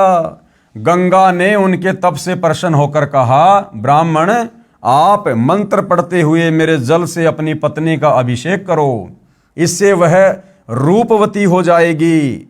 गंगा जी के आदेश से दोनों ने एक दूसरे के लिए ऐसा ही किया। दोनों पति पत्नी सुंदर रूप वाले हो गए, वो गौतम ऋषि और वो 90 साल की बुढ़िया, दोनों जवान हो गए। वह जल जो मंत्रों का था, उससे बुढ़िया का नाम नदी बह चली। उसी स्थान पर गौतम ऋषि ने उस बुढ़िया के साथ जो युवती हो गई थी, मन भरकर संभोग किया। बताइए, और हम वहां जा रहे हैं मुक्ति प्राप्त करने के लिए, सद्बुद्धि प्राप्त करने के लिए। अरे भैया, वहां तो कामसूत्र की घटनाएं घटी हैं, वो तो विषय वासनाओं के अड्डे थे। जमकर लोगों ने सेक्स किया, संभोग किया, कुकर्म किए। और हम ऐसी अपवित्र जगह पर जाकर कैसे सद्बुद्धि को प्राप्त कर सकते हैं? कैसे हमें कोई भक्ति लाभ मिलेगा? कैसे हमें कोई पुण्य मिल सकता है? तब से उस स्थान का नाम वृद्धा संगम तीर्थ हो गया। वहीं पर गौतम ऋषि ने साधनार्थ एक शिवलिंग स्थापित किया था, वह भी उस बुढ़िया के नाम पर वरदेश्वर कहलाया। इस बुढ़िया संगम तीर्थ की कथा सब पापों का नाश करने वाली है, ऐसा उस पुराण में लिखा हुआ है। अब बताओ, वो खुद इतने कुकर्म करके और पाप की मालगाड़ी भर के ले गए, जिंदगी भर सेक्स करके, संभोग करके, कुकर्म करके, और वहां जाने से हमारे पाप कर्मों का नाश कैसे होगा? वहां किया हुआ स्नान दान सब मनोरथों को सिद्ध करने वाला है। इसीलिए तो सबका कल्याण हो रहा है, सबकी बुद्धि भ्रष्ट हो रही है इन तीर्थों पर जा जाकर। आगे पढ़िए भाई और बहनों, हमारे देवताओं की ओर करतूतें। अश्व तीर्थ तथा भानु तीर्थ तथा पंचवटी आश्रम की स्थापना। श्री ब्रह्मा पुराण पेज नंबर 162 से 163 तथा श्री मार्कंडे पुराण पेज नंबर 173 से 175 पर लिखा है, महर्षि कश्यप के ज्येष्ठ पुत्र आदित्य सूर्य हैं। उनकी पत्नी का नाम उषा है। मार्कंडे पुराण में सूर्य की पत्नी का नाम संज्ञा लिखा है, जो महर्षि विश्वकर्मा जी की बेटी है। यानी ये जो सूर्य है, आग का गोला, इसके ऊपर जिस देवता का कंट्रोल है वो है सूर्य देव। सूर्य देव जी की पत्नी का नाम है उषा, जो कि विश्वकर्मा जी की बेटी है। विश्वकर्मा जी कौन है? ये देवी देवताओं के कारीगर हैं, उनके मकान बनाते हैं, उनकी बिल्डिंगें बनाते हैं। फिर क्या हुआ? सूर्य की पत्नी अपने पति सूर्य के तेज को सहन न कर सकने के कारण दुखी रहती थी। एक दिन अपनी सिद्धि शक्ति से अन्य स्त्री अपनी ही स्वरूप की उत्पन्न की। उसे कहा, आप मेरे पति की पत्नी बनकर रहो, तेरी तथा मेरी शकल समान है। अब देखो भाई और बहनों, इनके कारनामे। अब सूर्य की जो पत्नी थी वो अपने पति के तेज को सहन नहीं कर पा रही थी, तो उसने क्या किया? अपनी वचन शक्ति से एक स्त्री को उत्पन्न किया और अपने उस पति के लिए, उसके साथ संभोग करने के लिए उसको वहीं छोड़ दिया। अब सोचो भाई और बहनों, मेरे वचन से यदि कोई संतान उत्पन्न मैं करूंगा, स्त्री या पुरुष, तो वो मेरी संतान होती है। अब बताओ, उसने अपनी ही वचन से उत्पन्न बेटी को, स्त्री को, और अपने ही पति के समक्ष संभोग के लिए पेश कर दिया। और क्या कहा उसने? उषा ने, आप यह भेद मेरी संतान तथा मेरे पति को नहीं बताना। यह कहकर संज्ञा यानी उषा तप करने के मकसद से उत्तर कुरुक्षेत्र में चली गई। वहां घोड़ी का रूप धारण करके तपस्या करने लगी। अब सूर्य की पत्नी उषा तपस्या करने चली गई और घोड़ी का रूप बना लिया, ताकि मेरा पति मुझे पहचान ना सके, मुझे दुखी ना करे, क्योंकि सूर्य देव उषा को बार बार शारीरिक संबंध बनाने के लिए दुखी करता था, परेशान करता था, और इस प्रकार की गतिविधियों से उषा बहुत ज्यादा दुखी थी, परेशान थी। भेद खुलने पर सूर्य भी घोड़े का रूप धारण करके वहां गया।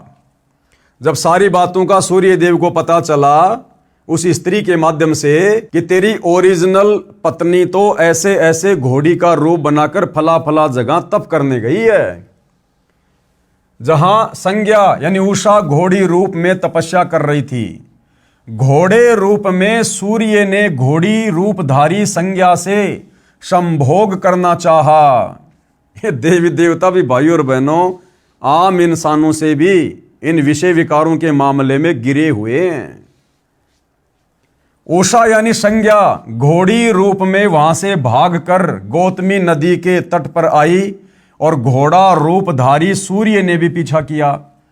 वहां आकर घोड़ी रूप में अपने पतिव्रत धर्म की रक्षा के लिए घोड़ा रूपधारी पति को न पहचान कर उसकी ओर अपना पिछला भाग न करके मुख की ओर से ही सामना किया। दोनों की नासिका मिली। सूर्य वासना के वेग को रोक नहीं सके तथा घोड़ी रूपधारी उषा के मुख और ही संभोग करने के मकसद से प्रयत्न किया। नासिका द्वारा वीर्य प्रवेश से घोड़ी रूपधारी उषा के मुख से दो पुत्र कौन कौन, अश्वनी कुमार यानी नासत्य तथा दशर उत्पन्न हुए।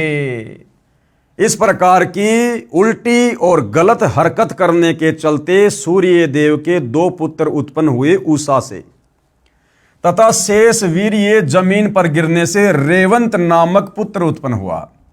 वह स्थान अश्व तीर्थ, भानु तीर्थ तथा पंचवटी आश्रम के नाम से विख्यात हुआ। अब बताओ भाइयों और बहनों, बताओ धन्य है हमारे देवी देवता। भाइयों और बहनों, 21 ब्रह्मांड में ये झंझट, लड़ाई झगड़ा, पति पत्नी का, विषय वासनाओं का, काम वासना का, ये इसी प्रकार से आग लगी हुई है। आग। आप और हम देवी देवता बनना चाहते थे ना। देवी देवता बनना तो बहुत दूर की बात थी। हम तो भक्ति करके ये सोचते थे कि मैं तो मेरे देवता के लोक में चला जाऊं, विष्णु जी के लोक में चला जाऊं, सूर्य भगवान के लोक में चला जाऊं। अब देख लो उन देवी देवताओं के कर्म और किस प्रकार की गलत हरकत करने के चलते और इस अश्वनी तीर्थ की स्थापना हुई है, जिस तीर्थ पर जाकर हम लोग भगवान प्राप्ति की उम्मीद लगाए बैठे रहते हैं, लाभ प्राप्ति की उम्मीद लगाए बैठे रहते हैं। इसीलिए तो पूरे हिंदू समाज की बुद्धि भ्रष्ट हो चुकी है। समझाने से भी समझ में नहीं आती, आंखों से ये प्रमाण देखने के बाद भी समझ में नहीं आती है, क्योंकि काल ने हमारे को अध्यात्म में इतना नीचे गिरा दिया है। उसी स्थान पर सूर्य की बेटियों का अरुणा तथा वरुण नामक नदियों के रूप में समागम हुआ। उसमें भिन्न भिन्न देवताओं और तीर्थों का पृथक पृथक समागम हुआ। उक्त संगम में 27,000 तीर्थों का समुदाय है। वहां किया हुआ स्नान व दान अक्षय पुण्य देने वाला है। वो दुर्बुद्धि देने वाला दुर्बुद्धि, और अंत में मरने के बाद में दुर्गति देगा। फिर नारद उस तीर्थ के सुमरण से, कीर्तन और श्रवण से भी मनुष्य सब पापों से मुक्त, धर्मवान और सुखी होता है। बताओ, अब नारद जी को कह रहे हैं कि नारद, उस अश्वनी तीर्थ की महिमा गाने से, उस घटना की बार बार जिक्र करने से, उस कथा को करने से कि अश्वनी तीर्थ की स्थापना कैसे हुई, कहते हैं अक्षय लाभ को देने वाला है, पाप नाश हो जाते हैं।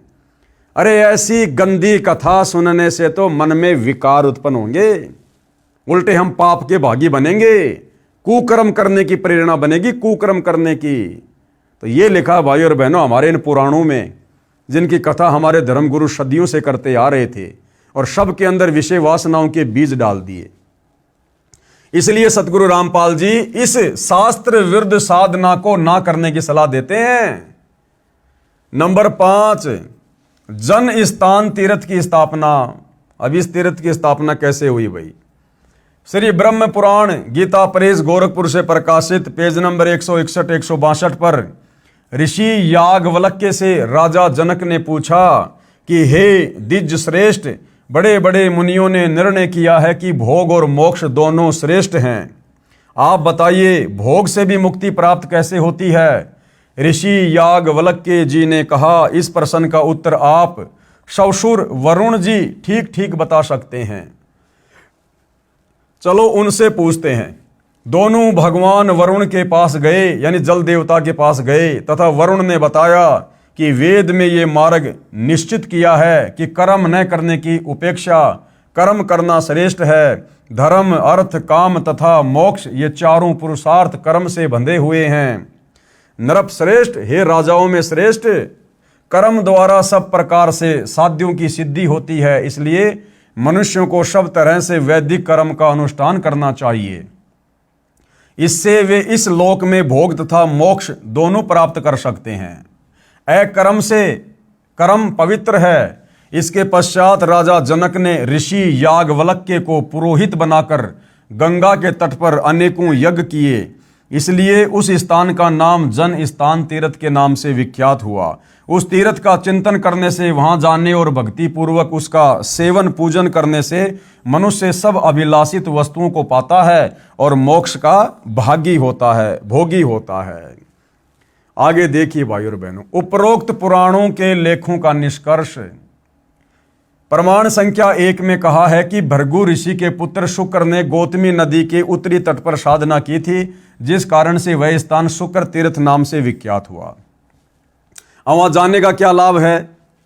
यदि कोई उस शुक्र तीर्थ में केवल स्नान व वहां पर बैठे कामचोर व्यक्तियों को दान करने से ही मोक्ष मानता है, वो ज्ञानहीन व्यक्ति है, उसको ज्ञानवान कुछ नहीं है। परमात्मा की साधना जैसे शुक्राचार्य ने की थी, वैसी साधना किसी भी स्थान पर कोई साधक करेगा तो शुक्राचार्य को जो लाभ हुआ वो लाभ प्राप्त होगा। मात्र उस धाम पर जाकर चक्कर काटने से कुछ नहीं मिलने वाला। यही स्थिति प्रमाण संख्या 5 की समझें कि गंगा के तट पर जिस स्थान पर राजा जनक ने अनेकों अश्वमेध यज्ञ किए, एक अश्वमेध यज्ञ में करोड़ों रुपए, वर्तमान में अरबों रुपए खर्च हुए थे, तब राजा जनक को स्वर्ग प्राप्ति हुई थी। यदि कोई अज्ञानी कहे कि उस जन स्थान तीर्थ पर जाने व स्नान करने तथा वहां उपस्थित ऐबी यानी शराबी, तमाकू व मांस सेवन करने वाले व्यक्तियों को दान करने से राजा जनक वाला लाभ मिलेगा, क्या यह बात न्याय संगत है? बिल्कुल भी नहीं है। इतना कुछ करने के पश्चात भी राजा जनक मुक्त नहीं हो सका।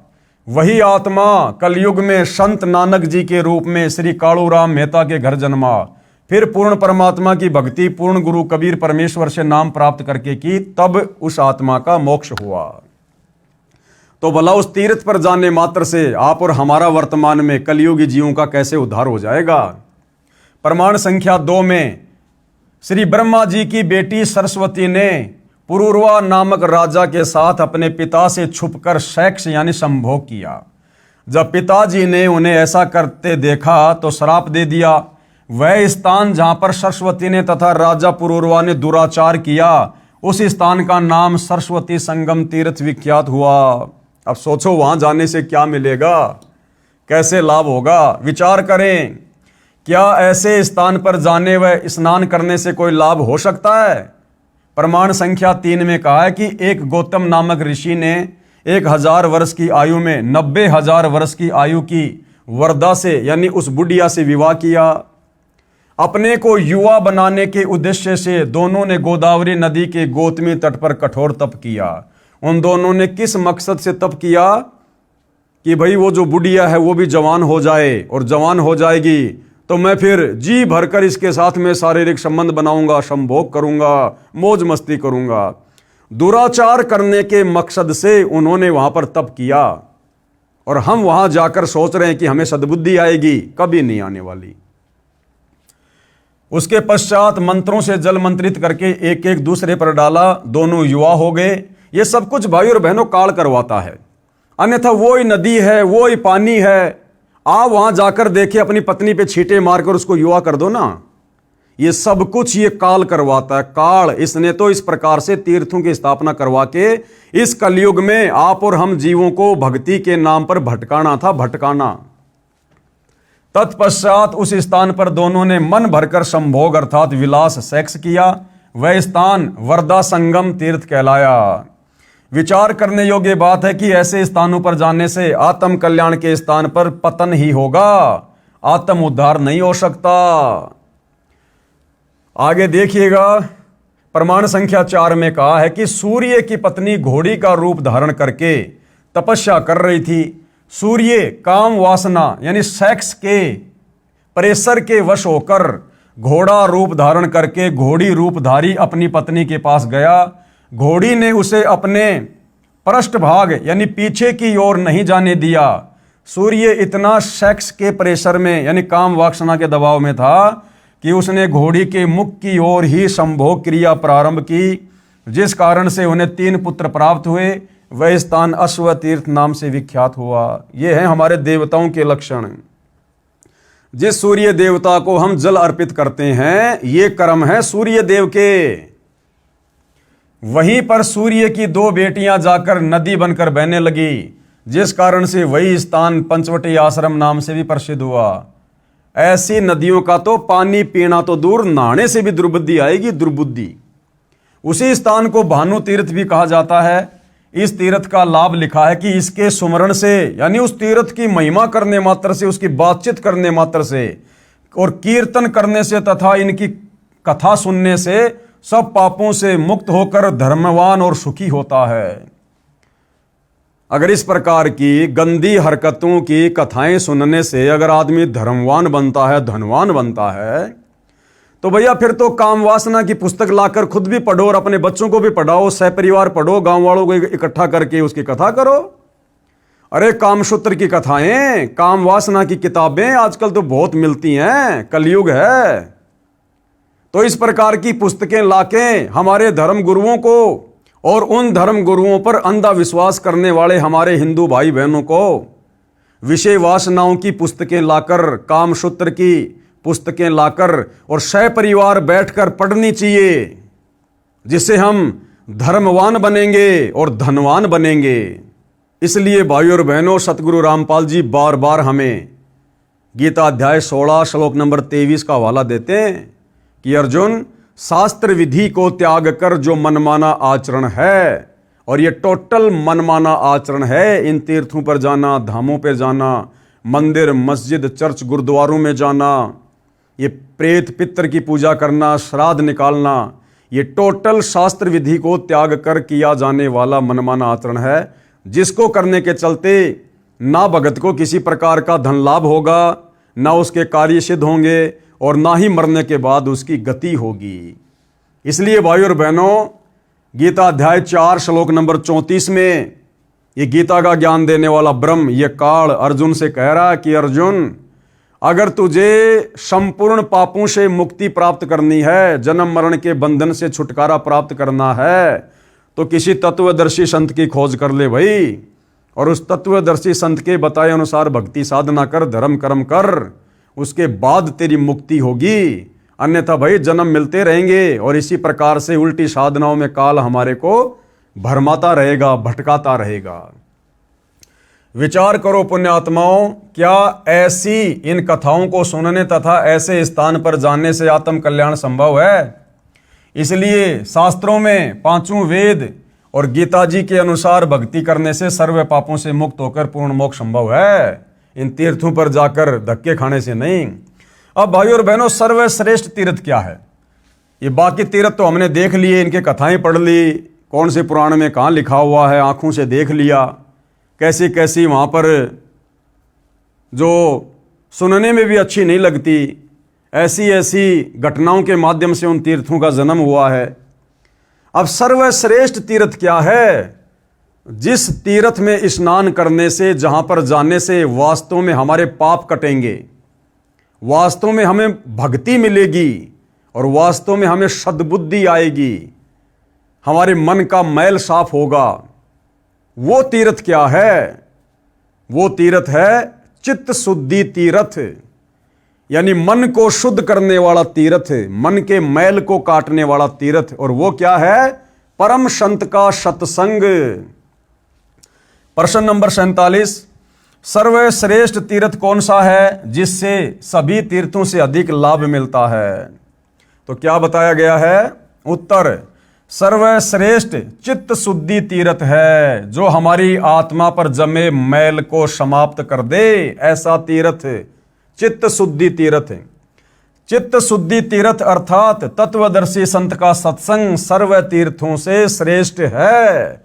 तत्वदर्शी संत के सत्संग सुनना, तत्वदर्शी संत के दिशा निर्देश अनुसार सत भक्ति करना, धर्म कर्म करना, ये वास्तव में चित्त शुद्धि तीर्थ है। इसीलिए गीता का ज्ञान देने वाला काल ब्रह्म अंत में अर्जुन को कह रहा कि अर्जुन, किसी तत्वदर्शी संत की खोज कर ले, अन्यथा भैया अगर मेरे चक्कर में पड़ा रहेगा तो ऐसे ही तेरी दुर्गति होगी। फिर श्री देवी पुराण छठा स्कंद अध्याय 10 पेज नंबर 417 पर लिखा है, व्यास जी ने राजा जन्मे जैसे कहा, राजन यह निश्चय है कि तीर्थ देह संबंधी मैल को साफ कर देते हैं। कौन से तीर्थ? ये बाकी के जो तीर्थ है ना, ये सरस्वती तीर्थ है, गंगा तीर्थ है, जमुना तीर्थ है, अश्वनी तीर्थ है, तो कह रहे हैं कि वहां जाने मात्र से शरीर का मैल तो साफ हो सकता है, शरीर का मैल तो कट जाएगा, क्योंकि वहां जाओगे, नदी में नहाओगे रगड़ के मार मार के, तो शरीर का मैल वो तो थोड़ा बहुत साफ हो सकता है। यह निश्चय है कि तीर्थ देह संबंधी मैल को साफ कर देते हैं, किंतु मन के मैल को धोने की शक्ति तीर्थों में नहीं है। परंतु इन शास्त्र विरुद्ध तीर्थों में जाकर नहाने से मन का मैल, यानी मन के ऊपर जो मैल जमा हो रखा है, बुराइयों का, विषय वासनाओं का, ये मैल नहाने मात्र से साफ नहीं हो सकता, किंतु मन के मैल को धोने की शक्ति तीर्थों में नहीं है। चित्त शुद्धि तीर्थ गंगा आदि तीर्थों से भी अधिक पवित्र माना जाता है। कौन सा? चित्त शुद्धि तीर्थ इन तमाम प्रकार के काल के द्वारा शुरू करवाए गए तीर्थों से कहीं अधिक पवित्र माना जाता है। यदि भाग्यवश चित्त शुद्धि तीर्थ सुलभ हो जाए, भाई बहनों यहां पर भाग्यवश शब्द लिखा है, भाग्यवश, और ये जितने भी तीर्थ हैं जो काल ने शुरू करवाए हैं, वहां पर भाग्यवश नहीं लिखा हुआ। यानी परम संत का सत्संग, तत्वदर्शी संत की शरण बड़े सौभाग्य से मिलती है, बड़े सौभाग्य से। युगों युगों के मजबूत संस्कार के बाद हमें तत्वदर्शी संत की शरण मिलती है, ये सत भक्ति करने का मौका मिलता है। तो क्या कह रहे हैं कि भाग्यवश चित्त शुद्धि तीर्थ सुलभ हो जाए, तो अर्थात तत्वदर्शी संतों का सत्संग रूपी तीर्थ प्राप्त हो जाए, तो मानसिक मैल के धुल जाने में कोई संदेह नहीं, यानी मन का सारा मैल साफ हो जाएगा। परंतु राजन, इस चित्त शुद्धि तीर्थ को प्राप्त करने के लिए ज्ञानी पुरुषों अर्थात तत्वदर्शी संतों के सत्संग की विशेष आवश्यकता है। वेद शास्त्र व्रत तप यज्ञ और दान से चित्त शुद्धि होना बहुत कठिन है। वशिष्ठ जी ब्रह्मा जी के पुत्र थे, उन्होंने वेद और विद्या का सम्यक प्रकार से अध्ययन किया था, गंगा के तट पर निवास करते थे, तथापि द्वेष के कारण उनका विश्वामित्र के साथ झगड़ा हो गया और दोनों ने परस्पर श्राप दे दिए तथा उनमें भयंकर युद्ध होने लगा। इससे सिद्ध हुआ कि संतों के सत्संग से चित्त शुद्धि कर लेना अति आवश्यक है, अन्यथा इन नदी और तालाबों वाले तीर्थों पर नाते नाते वशिष्ठ और विश्वामित्र का भी मन का मैल साफ नहीं हुआ और उन दोनों ने एक दूसरे को श्राप दे दिया था मरने का और भयंकर युद्ध हुआ उनमें। अन्यथा वेद ज्ञान तप व्रत तीर्थ दान तथा धर्म के जितने साधन हैं वे सब के सब कोई विशेष प्रयोजन सिद्ध नहीं कर सकते। श्री देवी पुराण से लेख समाप्त। अब बताओ भाइयों और बहनों, कौन से तीर्थों पर जाकर चित्त शुद्ध होगा, कौन से तीर्थों पर जाकर मन का मैल साफ होगा, कौन से तीर्थ पर जाकर सद्बुद्धि आएगी और कौन से तीर्थों पर जाकर हम दुर्बुद्धि के शिकार होंगे। अब ये निर्णय तमाम प्रकार के सबूत देखने के बाद हमने स्वयं करने पड़ेंगे। हम इंसान हैं, जानवर नहीं हैं। और ये धर्मशास्त्र, ये पुराण सतगुरु रामपाल जी ने नहीं लिखे। जिस महर्षि वेदव्यास जी को आप हिंदू समाज के भाई बहन भगवान की संज्ञा देते हैं कि भगवान वेदव्यास, आपके उसी भगवान वेदव्यास ने लिखे हैं। कम से कम उनकी लेखनी को तो सत्य मानो। सतगुरु रामपाल जी तो केवल तुम्हें सत्य से परिचित करवा रहे हैं, तुम्हारा जीवन नाश होने से बचा रहे हैं। विशेष विचार। उपरोक्त श्री देवी पुराण के लेख से स्पष्ट है कि तत्वदर्शी संतों के सत्संग से श्रेष्ठ कोई भी तीर्थ नहीं है और वर्तमान में वह तत्वदर्शी संत सतगुरु रामपाल जी हैं। उनके सत्संग भले आप घर बैठे मोबाइल से यूट्यूब पर सुनो, चाहे उनसे कोई मेमोरी कार्ड प्राप्त करके या टीवी चैनल पर उनके सत्संग आते हैं वो सुनो, इससे बढ़कर संसार में दूसरा कोई चित्त शुद्धि तीर्थ यानी मन के मैल को, विकारों को शुद्ध करने वाला तीर्थ नहीं है। तथा तत्व दृष्टा संत के बताए मार्ग से साधना करने से कल्याण संभव है। और मोक्ष कैसे होगा? उसी तत्वदर्शी संत के बताए अनुसार भक्ति साधना करने से मोक्ष संभव है। बाकी तीर्थ व्रत तप दान आदि व्यर्थ प्रयत्न है। तत्वदर्शी संत के अभाव के कारण केवल चारों वेदों में वर्णित भक्ति विधि से पूर्ण मोक्ष लाभ नहीं है। परमेश्वर कबीर जी ने क्या कहा है इस विषय पर? सतगुरु बिन वेद पढ़े जो प्राणी और समझे न सार रहे अज्ञानी। ये हमारे जितने भी धर्मगुरु हैं, आचार्य शंकराचार्य हैं, जिनके हम नाम गांव पते जानते हैं, इनको किसी को भी वेद ज्ञान नहीं, गीता का ज्ञान नहीं। केवल संस्कृत भाषा बहुत अच्छी आती थी, जिस कारण से इन्होंने वेदों को, गीता को, श्लोकों को कंठस्थ याद कर लिया, उन कथाओं को सुनाना प्रारंभ कर दिया और रोजी रोटी का धंधा इन्होंने इन धर्मशास्त्रों को बनाया। परंतु मुक्ति का मार्ग इनके पास नहीं है। ये लोग तत्वदर्शी संत के अभाव में इन हमारे धर्मशास्त्रों में, वेदों में, गीता जी में वास्तव में लिखा क्या है भक्ति और भगवान के विषय में, ये लोग निष्कर्ष नहीं निकाल पाए। तो कहते हैं सतगुरु के बिना जो व्यक्ति वेद पढ़ेगा, समझे ना सार रहे अज्ञानी। सतगुरु यानी सच्चा गुरु। खाली लाल कपड़े पहन लेने से, गले में रुद्राक्ष की माला डाल लेने से, ऊंची ऊंची संस्कृत बोलने से कोई सतगुरु नहीं होता।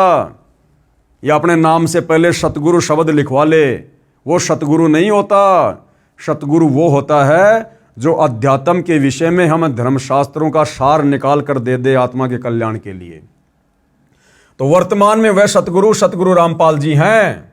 उनकी शरण में आए बिना भाई, चाहे देवी देवता हो, चाहे ब्रह्मा विष्णु महेश हो, चाहे शंकराचार्य हो, चाहे आचार्य हो, ये अध्यात्म के विषय में क ख ग भी नहीं जान सकते और अंत में ये अज्ञानी ही रहेंगे।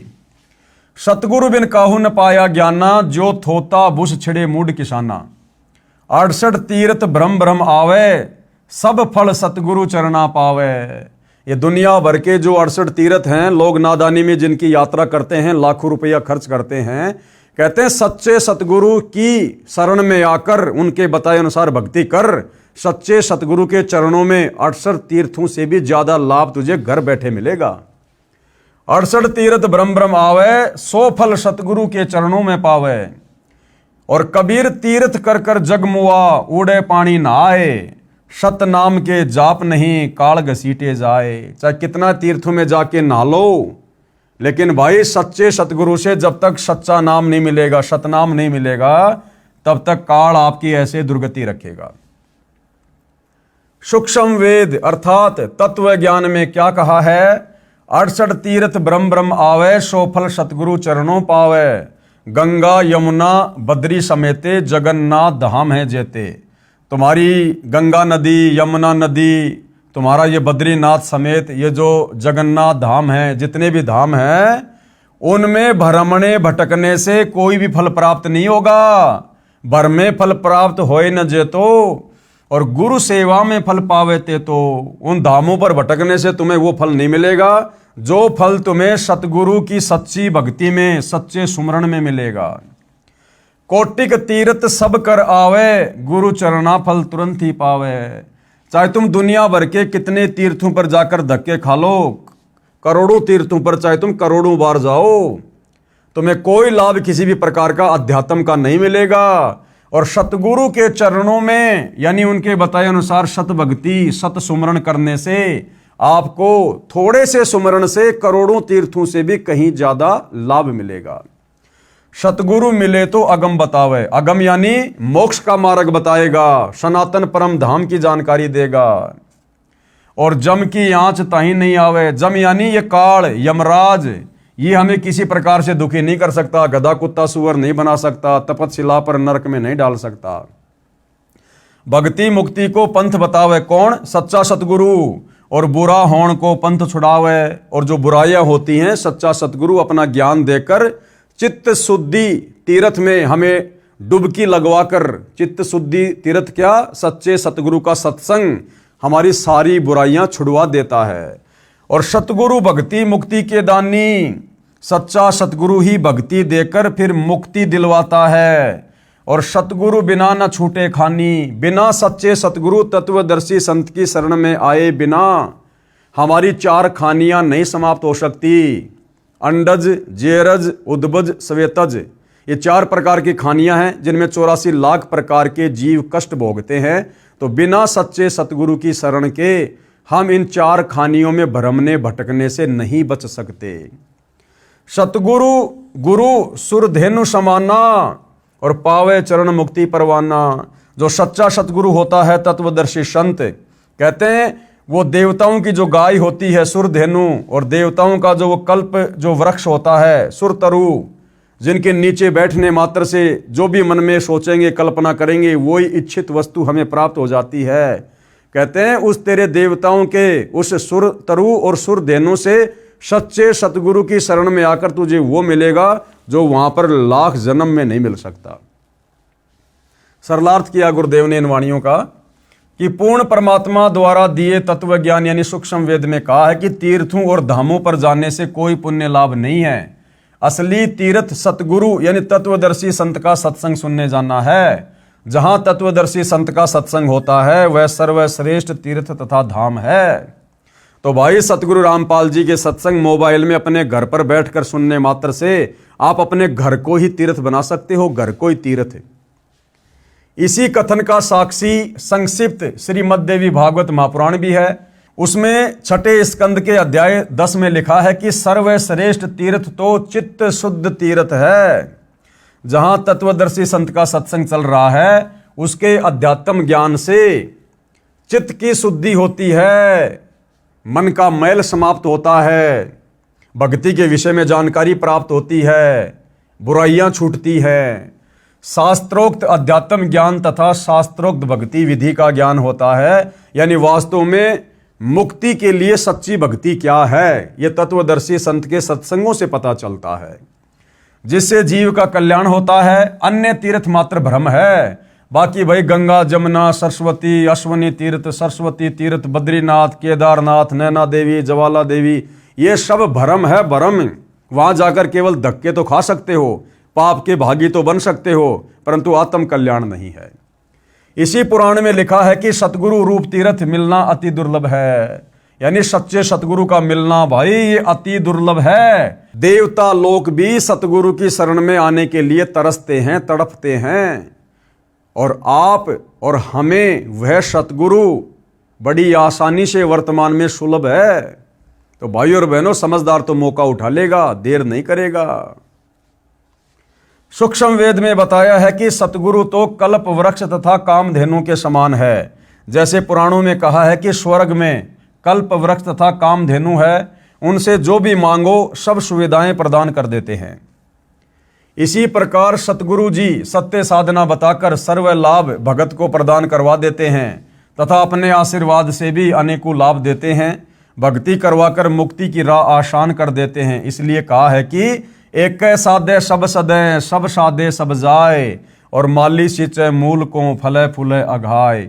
एक साधे सब सदे, एकमात्र तत्वदर्शी संत सतगुरु रामपाल जी की शरण में आकर भक्ति करने से हमें वो तमाम प्रकार के आध्यात्मिक, सांसारिक और भौतिक लाभ प्राप्त होंगे जो हम इस काल के द्वारा शुरू करवाए गए धामों पर, तीर्थों पर और शास्त्र विरुद्ध साधना को करके असंख्य जन्म भी प्राप्त नहीं कर सकते। शब्दार्थ, एक सतगुरु रूप तीर्थ पर जाने से सब लाभ मिल जाता है। सब तीर्थों, धामों व अन्य अंधश्रद्धा भक्ति से सब लाभ समाप्त हो जाते हैं।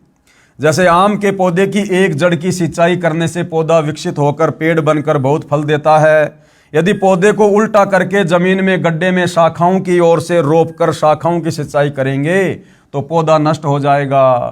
तो भैया काल के द्वारा शुरू करवाए गए इन तीर्थों पर, धामों पर जाना, मंदिर, मस्जिद, चर्च, गुरुद्वारों में जाकर भक्ति की उम्मीद करना, तो भैया पेड़ को यानी पौधे को गमले में शाखाओं की ओर से रोप कर सिंचाई करने जैसा है।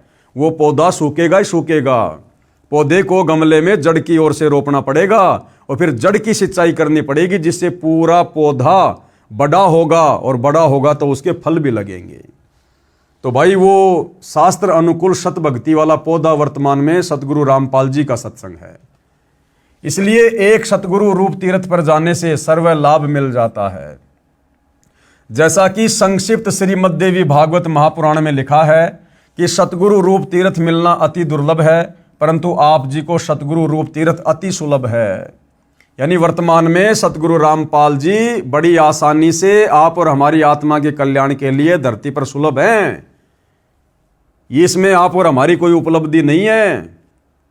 ये सतगुरु रामपाल जी परमेश्वर जी की एक दया है, एक मेहर है उनकी हमारे ऊपर, जो परमेश्वर ने ऐसे घोर कलयुग में इतनी आसानी से हमें अपना हाथ पकड़वा दिया।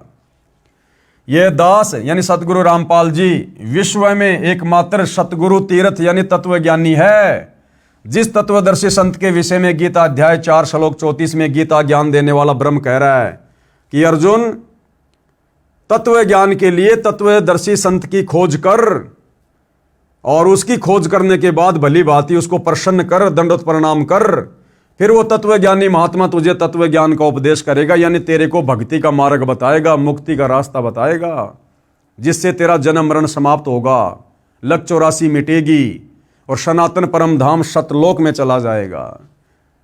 आओ और सत्य भक्ति प्राप्त करके जीवन सफल बनाओ।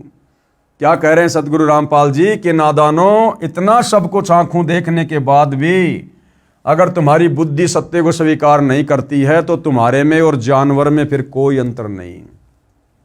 परमात्मा कहते हैं भक्ति बिना नर और खर एक है। नर यानी इंसान, स्त्री या पुरुष, और खर यानी गधा। भक्ति बिना, भक्ति यानी सत्य ज्ञान, सत्य भक्ति।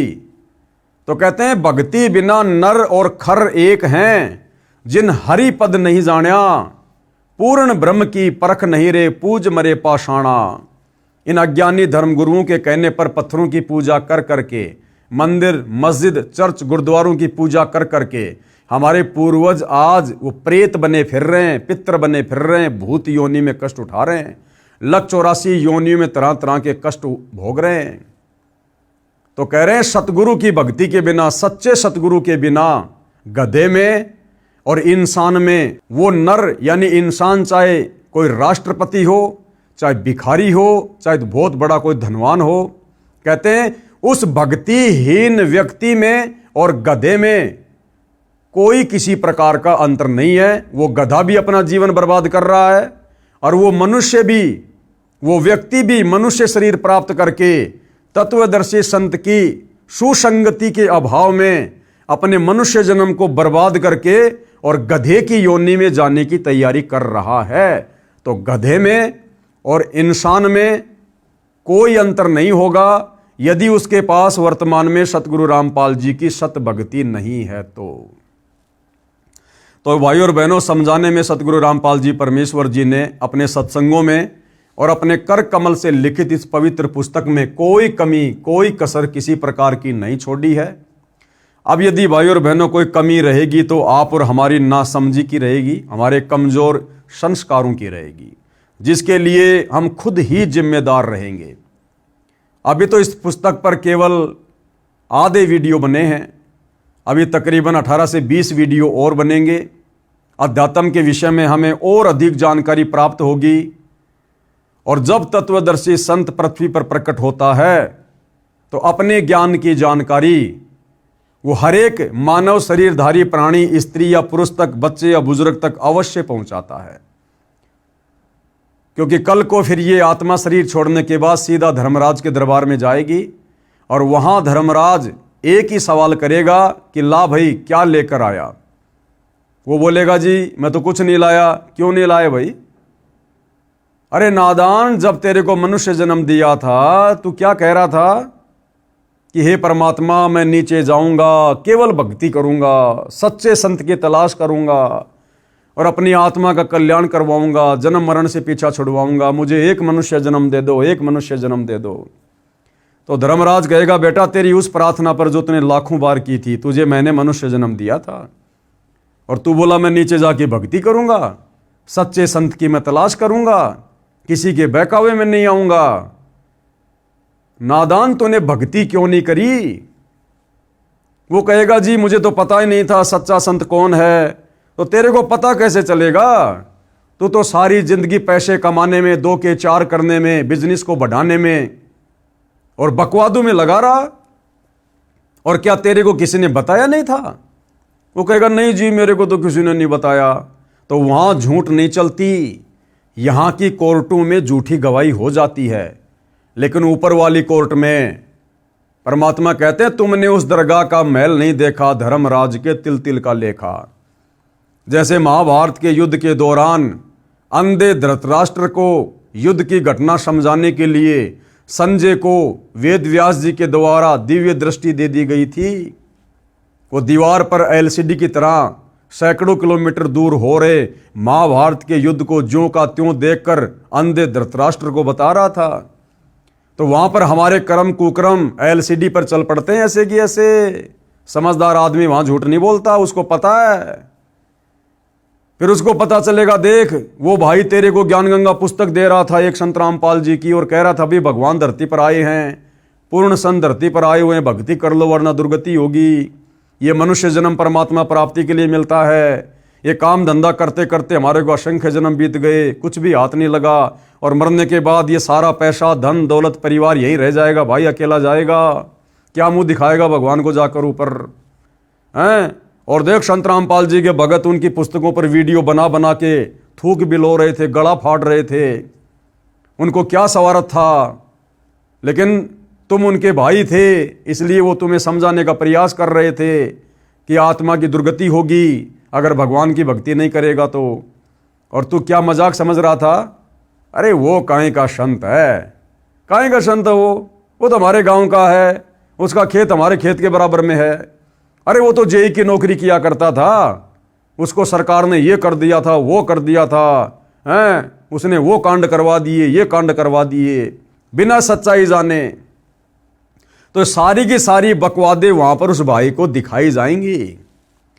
फिर वो भाई नीची गर्दन करके खड़ा हो जाता है और फिर कहता कि भगवान एक जन्म और दे दो, अब की बार तो मैं पक्का भक्ति करूंगा। फिर वो नहीं सुनता धर्मराज, फिर तो कह देता यम के दूतों को पकड़ो रे इसकी गर्दन, ठोको इसको नरक में, बढ़ाओ इसको गधा। इस मनुष्य जन्म में जाके तो इसने किला तोड़ दिया, अब अगला मनुष्य जन्म दे दूंगा तो पता नहीं क्या कर लेगा ये।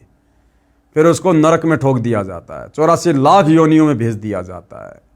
फिर सारी जिंदगी गधा बन के कुम्हार के लठ खाएगा फिर वो। तो ये दुर्गति भाई और बहनों फिर आप और हमारी होगी, जो वर्तमान के इस गोल्डन चांस को चूक जाएंगे, यानी सतगुरु रामपाल जी की शरण में आकर जो सत भक्ति नहीं करेंगे। और बाकी आप चाहे ब्रह्मा विष्णु महेश की खोपड़ी पे जाके बैठ के भक्ति कर लेना, भाई मुक्ति का मार्ग नहीं है। तो भाई और बहनों, समझदार को तो संकेत ही काफी होता है, बाकी भैंस के आगे बीन बजाने से कोई फायदा नहीं। लेकिन हमारी ड्यूटी है भाई, हम तो बीन बजाएंगे। क्या पता कलयुग है, परमात्मा धरती पर है, किसी को सद्बुद्धि आ जाए, भैंस भी जाग जाए। तो हमारी तो कोशिश है, हम तो इस परमार्थ के कार्य को आगे बढ़ाएंगे जो हमारे गुरुदेव भगवान ने हमें दिया है, इससे हमारी सेवा भी बनती है। तो भाई और बहनों, कल के वीडियो में हम अध्यात्म के विषय में और आगे जानने का प्रयास करेंगे गुरुदेव के आशीर्वाद से। तब तक गुरुदेव भगवान हम सबको आज्ञा दे, आशीर्वाद दे, सद्बुद्धि दे, हमारा मार्गदर्शन करे और हमारे अंदर वो प्रेरणा प्रकट करे, जिससे हम घर बैठे मोबाइल से उनके सत्संग सुनना शुरू करें। बंदी छोड़ सतगुरु रामपाल जी भगवान की जय हो।